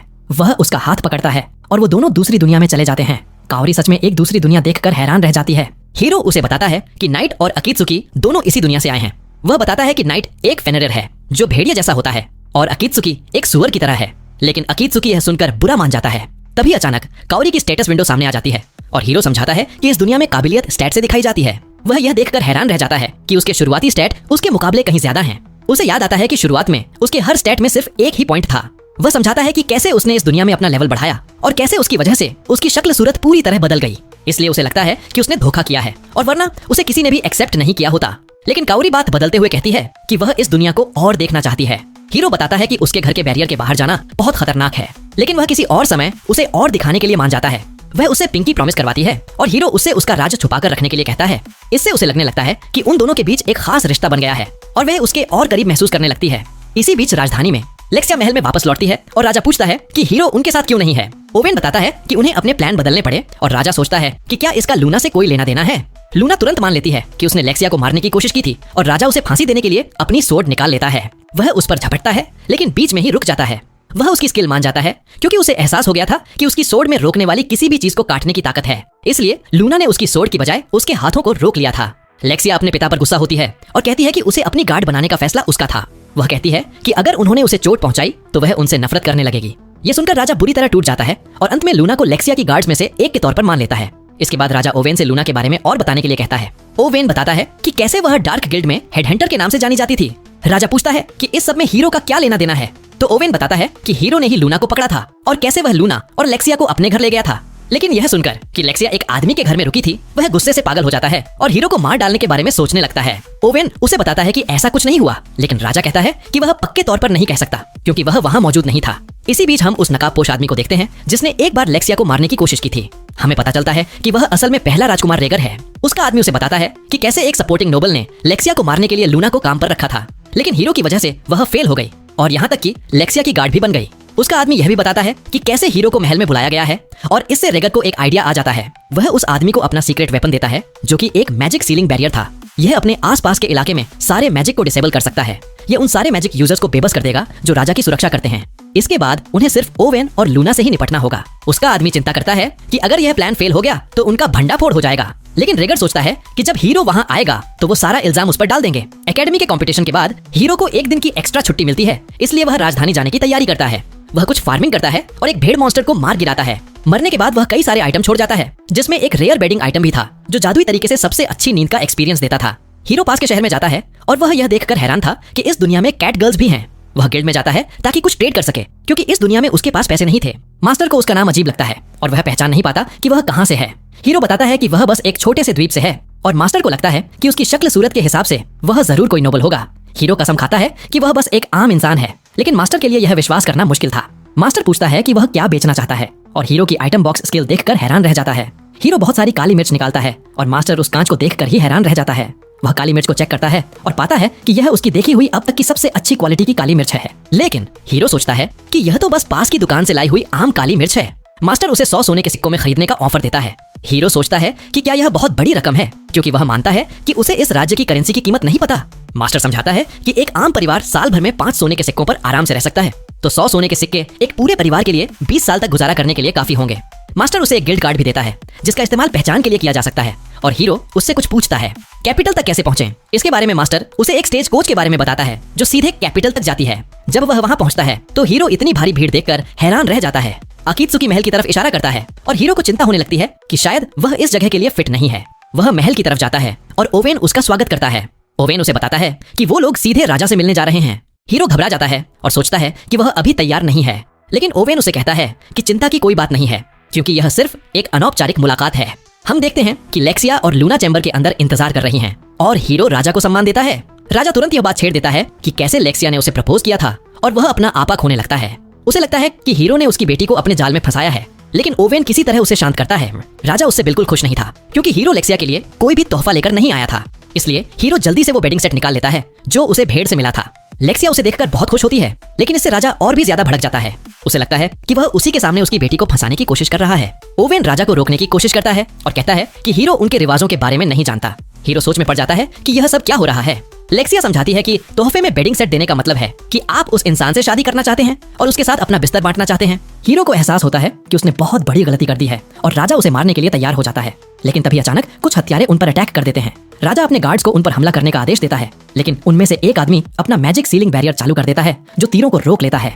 हत्यारे अटैक करते हैं, लेकिन हीरो उन्हें बुरी तरह पीटता है और नाइट के साथ मिलकर वह आसानी से उन सबको खत्म कर देता है। लेक्सिया उसे गले लगा लेती है और उसकी तारीफ करती है, लेकिन लूना को जलन होने लगती है और वह उसे दूर खींचने की कोशिश करती है। दूसरी तरफ राजा हीरो को घूर रहा होता है। ओवेन को एक हत्यारे पर एक खास तरह का निशान मिलता है और उन्हें समझ आ जाता है कि इस अटैक के पीछे पहले राजकुमार रेगर का हाथ था। इस अटैक की खबर गार्ड्स के बीच फैल जाती है और ऐसा लगता है कि इसके बाद से राजा ने खुद को अपने कमरे में बंद कर लिया है। हीरो सोचता है कि उसे क्या करना चाहिए और हम देखते हैं कि ओवेन लेक्सिया को सुरक्षित रखने के लिए उसकी मदद मांगता है। इसलिए हीरो लेक्सिया को ढूंढने जाता है। वह कमरे में जाने से हिचकिचाता है, लेकिन लेक्सिया अचानक बाहर आ जाती है। वह सुझाव देती है कि उन्हें कैपिटल में घूमना चाहिए क्योंकि वह यहाँ पहली बार आया है। लूना उसे उसकी हालत की याद दिलाती है, लेकिन लेक्सिया तर्क देती है कि अगर उसके भाई ने कोई और हत्यारा भेजा तो वह अपनी खुद की लोकेशन का खुलासा कर देगा। लूना उसकी बात से सहमत होती है, लेकिन वह जानती है कि लेक्सिया असल में बस बाहर जाने का बहाना ढूंढ रही है। लूना उसे कहती है कि वह महल में ही रहे और वह हीरो को बाहर घुमाकर ले आएगी, लेकिन लेक्सिया मना कर देती है क्योंकि वह उन दोनों को अकेले नहीं छोड़ना चाहती थी। ओवेन सुझाव देता है कि वह हीरो को बाहर घुमा लाएगा और वो दोनों महल में ही रह सकती हैं, लेकिन दोनों लड़कियां उसका आइडिया रिजेक्ट कर देती हैं। आखिर में दोनों लड़कियां ही उसके साथ बाहर जाती हैं और ओवेन दूर से उन्हें देखता रहता है। लेक्सिया हीरो को ज्वेलर्स की दुकानें दिखाना चाहती थी, लेकिन लूना के पास कुछ और आइडियाज थे। वो दोनों लड़कियां उसके लिए आपस में लड़ने लगती हैं। वो वहाँ एक तमाशा खड़ा कर देती हैं और आसपास के लोग उन्हें देखने लगते हैं। उन्हें लगता है कि हीरो जरूर कोई नोबल होगा क्योंकि उसके साथ दो इतनी खूबसूरत लड़कियां हैं। वो लोग शहर में घूमते हैं और लगता है कि हीरो को एडवेंचरर्स गिल्ड में दिलचस्पी है। वह बताता है कि कैसे उसने कैपिटल आते समय मर्चेंट्स गिल्ड में रजिस्ट्रेशन कराया था। लूना सुझाव देती है कि उसे एडवेंचरर्स गिल्ड में भी रजिस्ट्रेशन करा लेना चाहिए क्योंकि वह अक्सर शिकार करने जाता है। वह कहती है कि इससे उसके लिए मॉन्स्टर के सामान का ट्रेड करना आसान हो जाएगा और वह क्वेस्ट लेकर कुछ पैसे भी कमा सकेगा। लूना भी हीरो के साथ क्वेस्ट पर जाने के लिए रजिस्ट्रेशन कराने का फैसला करती है। लेक्सिया को यह आइडिया पसंद नहीं आता, लेकिन लूना सुझाव देती है कि वह भी रजिस्ट्रेशन करा सकती है। लेक्सिया उन दोनों के साथ होने की शिकायत करती है, लेकिन लूना उससे कहती है कि वह चिंता न करे क्योंकि हीरो शायद क्वेस्ट लेने में इतना बिजी होगा कि उसके पास समय ही नहीं होगा। वो लोग क्लर्क एमिलिया से मिलते हैं जो उन्हें उनके एप्लीकेशन फॉर्म देती है। हीरो उसे भरना शुरू करता है, लेकिन उसमें एक सवाल था कि वह कौन सा मैजिक इस्तेमाल कर सकता है। वह सोचता है कि कैसे उस साधु ने उसे बताया था कि इस दुनिया में मैजिक के बारे में लोगों की जानकारी ज्यादा एडवांस नहीं है। इसीलिए वह फैसला करता है कि उसे यह नहीं बताना चाहिए कि वह हर तरह के मैजिक के साथ साथ टेलीपोर्टेशन मैजिक भी इस्तेमाल कर सकता है। इसलिए वह बस हवा, आग और पानी लिख देता है। अगला सवाल मैजिक पावर के बारे में था और एमिलिया समझाती है कि वो लोग किसी इंसान की मैजिक एनर्जी नापने के लिए एक क्रिस्टल बॉल का इस्तेमाल करते हैं। हीरो पूछता है कि वो लोग बस उनकी स्टेटस विंडो क्यों नहीं देख लेते, तो एमिलिया बताती है कि ज्यादातर एडवेंचरर्स अपने स्टैट को एक राज रखते हैं, इसलिए यह तरीका यह पक्का करने के लिए है कि कोई झूठ ना बोले। लूना अपनी एनर्जी नापती है जिससे वह बॉल पीले रंग से चमकने लगती है, लेकिन वह कहती है कि वह मैजिक में कभी अच्छी नहीं रही। इसके बाद हीरो अपनी एनर्जी नापता है, लेकिन हर कोई तब हैरान रह जाता है जब वह बॉल ही टूट जाती है। एमिलिया को लगता है कि यह कोई गलती हो सकती है, इसलिए वह उसे दोबारा टेस्ट करने का फैसला करती है, लेकिन नतीजा फिर भी वही आता है। हीरो माफी मांगता है और पूछता है कि क्या उसे इसके पैसे देने होंगे, लेकिन एमिलिया कहती है कि कोई बात नहीं। एमिलिया उनके एप्लीकेशन चेक करती है, लेकिन वह यह पढ़कर शॉक रह जाती है कि हीरो 3 अलग अलग तरह के मैजिक इस्तेमाल कर सकता है। हीरो पूछता है कि क्या कोई परेशानी है, तो एमिलिया बताती है कि 3 तरह के मैजिक का इस्तेमाल कर पाना ही उसे परियों की कहानियों वाले लोगों की गिनती में ला खड़ा करता है। लेक्सिया को लगता है कि वह बहुत कमाल का है और हीरो बस इस बात से खुश था कि उसने बाकी के मैजिक के बारे में नहीं लिखा जो वह इस्तेमाल कर सकता था। एमिलिया उनके एप्लीकेशन एक मशीन में डालती है जो उनके गिल्ड कार्ड बनाकर निकाल देती है। एमिलिया बताती है कि नए एडवेंचरर्स के तौर पर वो लोग F रैंक से शुरुआत करेंगे। हीरो पूछता है कि क्या क्वेस्ट पूरा करने के लिए कोई शर्त है, लेकिन एमिलिया उन्हें बताती है कि वो अपनी रफ्तार से आगे बढ़ने के लिए आजाद हैं। हालांकि वह उन्हें चेतावनी देती है कि आइटम इकट्ठा करने वाले क्वेस्ट के लिए उन्हें सावधान रहना होगा कि वो पौधों को हद से ज्यादा न तोड़ें ताकि वो वापस उग सकें। उनका ग्रुप क्वेस्ट बोर्ड चेक करता है और सोचता है कि उन्हें किससे शुरुआत करनी चाहिए, लेकिन तभी ग्लेंडा नाम की एक औरत हीरो के पास आती है। वह कहती है कि उसे नापने वाले क्रिस्टल को तोड़ते हुए देखने के बाद वह उसके साथ टीम बनाना चाहती है, लेकिन लड़कियां यह कहकर उसे दूर खींचने की कोशिश करती हैं कि उसने बहुत ज्यादा शराब पी रखी है। वह औरत वहां से चली जाती है, लेकिन वह उम्मीद करती है कि वह हीरो से दोबारा मिलेगी। लेक्सिया गिल्ड ज्वाइन करने के बारे में फिर से सोचती है क्योंकि उसे लगता है कि उसे हीरो को दूसरी औरतों से बचाना होगा, लेकिन लूना उसे ओवेन के बारे में सोचने को कहती है जो पहले ही उसे कंट्रोल करने में काफी परेशान रहता है। वो लोग मैदान में निकल पड़ते हैं और उनका पहला क्वेस्ट कुछ जड़ी बूटियां इकट्ठा करना है। हीरो हैरान था कि उसकी डिसर्नमेंट स्किल उसे पौधे तोड़ने के तरीके भी बता रही थी। लूना को उन पौधों को बिना नुकसान पहुंचाए उनकी जड़ों से उखाड़ने में बहुत मुश्किल हो रही थी। वहीं लेक्सिया इन सब से दूर जाकर ही बहुत खुश थी। वह लूना को एक चैलेंज देती है कि देखते हैं कौन ज्यादा कीमती जड़ी बूटियां इकट्ठा कर सकता है। जीतने वाले को पूरे एक दिन के लिए हीरो के साथ डेट पर जाने का मौका मिलेगा, लेकिन ओवेन उन्हें याद दिलाता है कि वो उस इलाके से बहुत ज्यादा पौधे ना उखाड़ें। वो सभी पौधे ढूंढने के लिए निकल जाते हैं और हीरो अकेला रह जाता है। उसे एक माना हीलिंग प्लांट मिल जाता है और अकीत्सुकी उसकी मदद करने की कोशिश करता है, लेकिन उसे सिर्फ एक ऐसा पौधा मिलता है जो बहुत ही जहरीला था। लड़कियां अपनी जड़ी बूटियां लेकर वापस आती हैं और हीरो चेक करने लगता है कि उन्होंने क्या इकट्ठा किया है, लेकिन तभी ओवेन दौड़ता हुआ आता है और बताता है कि उन्हें पहले राजकुमार की लोकेशन मिल गई है। वह हीरो से मदद मांगता है। लेक्सिया और लूना महल वापस जाने के लिए निकल पड़ती है, जबकि हीरो और ओवेन अपने रास्ते पर आगे बढ़ते हैं। वो लोग एक खाली पड़े घर पर पहुंचते हैं जहां सब कुछ शांत लग रहा था। ओवेन सोचता है कि शायद पहले आए सैनिकों ने राजकुमार को पकड़ लिया होगा, लेकिन जैसे ही वो चेक करने के लिए घर में घुसते हैं, एक चाकू सीधा एक सैनिक को जाकर लगता है। वो देखते हैं कि राजकुमार एक गार्ड की जान लेने की धमकी दे रहा है, लेकिन हीरो नाइट को भेजता है जो उस आदमी की जान बचा लेता है। ओवेन उसे घेर लेता है और उसे हार मानने के लिए कहता है, लेकिन राजकुमार उन पर वार करते हुए मना कर देता है। अचानक वह अपनी ही जान लेने की धमकी देने लगता है क्योंकि उसे लगता है कि वह किसी काम का नहीं है। ओवेन को समझ नहीं आ रहा था कि वह क्या करे, लेकिन हीरो तुरंत उसे रोकने के लिए आगे बढ़ता है। राजकुमार उस पर अटैक करने की कोशिश करता है, लेकिन वह खुद जमीन पर गिर जाता है। ओवेन हीरो को उसकी मदद के लिए धन्यवाद कहता है और वो राजकुमार को ले जाने की तैयारी करते हैं, लेकिन तभी अचानक एक धमाका होता है और वह घर उड़ जाता है। राजकुमार उस वाइल्ड लड़की को देखकर राहत की सांस लेता है।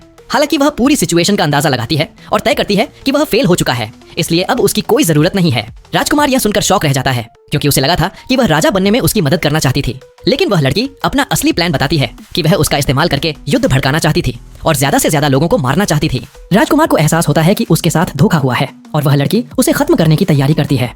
ओवेन उसे बचाने की कोशिश करता है, लेकिन वह अचानक एक तीर से रुक जाता है। हीरो सोचता है कि वह तीर कहां से आया, लेकिन वह लड़की उन पर और तीरों की बारिश करने लगती है। ओवेन पूछता है कि वह क्या चाहती है और वह लड़की बताती है कि वह पूरी इंसानियत को खत्म करने की कोशिश कर रही है। नाइट्स उन तीरों से बचने की कोशिश करते हैं और लगता है कि उस लड़की में उनके मूवमेंट्स का अंदाजा लगाने की एबिलिटी भी है। वह लड़की उन्हें खत्म करने की तैयारी करती है, लेकिन हीरो अपने मैजिक का इस्तेमाल करके सारे तीरों को उड़ा देता है। ओवेन उन्हें बचाने के लिए उसे धन्यवाद कहता है और उस लड़की को एहसास होता है कि यह वही हीरो है जिसकी उसे तलाश है। वह उससे लड़ना चाहती थी, लेकिन उसे एहसास होता है कि वह पहले ही अपनी बहुत ज्यादा पावर इस्तेमाल कर चुकी है, इसलिए वह अभी के लिए पीछे हटने का फैसला करती है। राजकुमार को पकड़ लिया जाता है, लेकिन हीरो अभी भी उस लड़की की पहचान के बारे में सोच रहा होता है। रेगर को राजा के सामने लाया जाता है और गार्ड्स उसका नकाब और कपड़े उतार देते हैं। उसका पूरा शरीर चोट के निशानों से भरा हुआ था। लेक्सिया के लिए उसे इस हालत में देखना बहुत मुश्किल था। हमें पता चलता है कि उसकी इन चोटों के पीछे असल में लेक्सिया ही जिम्मेदार है, क्योंकि एक बार वह अपने मैजिक पर से कंट्रोल खो बैठी थी और वह उसके बीच में फंस गया था। लेक्सिया की मैजिक एनर्जी से नहाने के बाद वह पागल हो गया था और उसके अंदर तबाही मचाने की इच्छा पैदा हो गई थी। इस इच्छा को दबाने का बस एक ही तरीका था कि वह अपने ही शरीर को और ज्यादा नुकसान पहुंचाए। वह अपनी मदद ना करने और यहाँ तक कि उसे लोगों से दूर कर देने के लिए राजा को जिम्मेदार ठहराता है, क्योंकि वह अब पहला राजकुमार बनने के लायक नहीं रह गया था। इसलिए उसके साथ ऐसा बर्ताव किया जाने लगा जैसे वह है ही नहीं।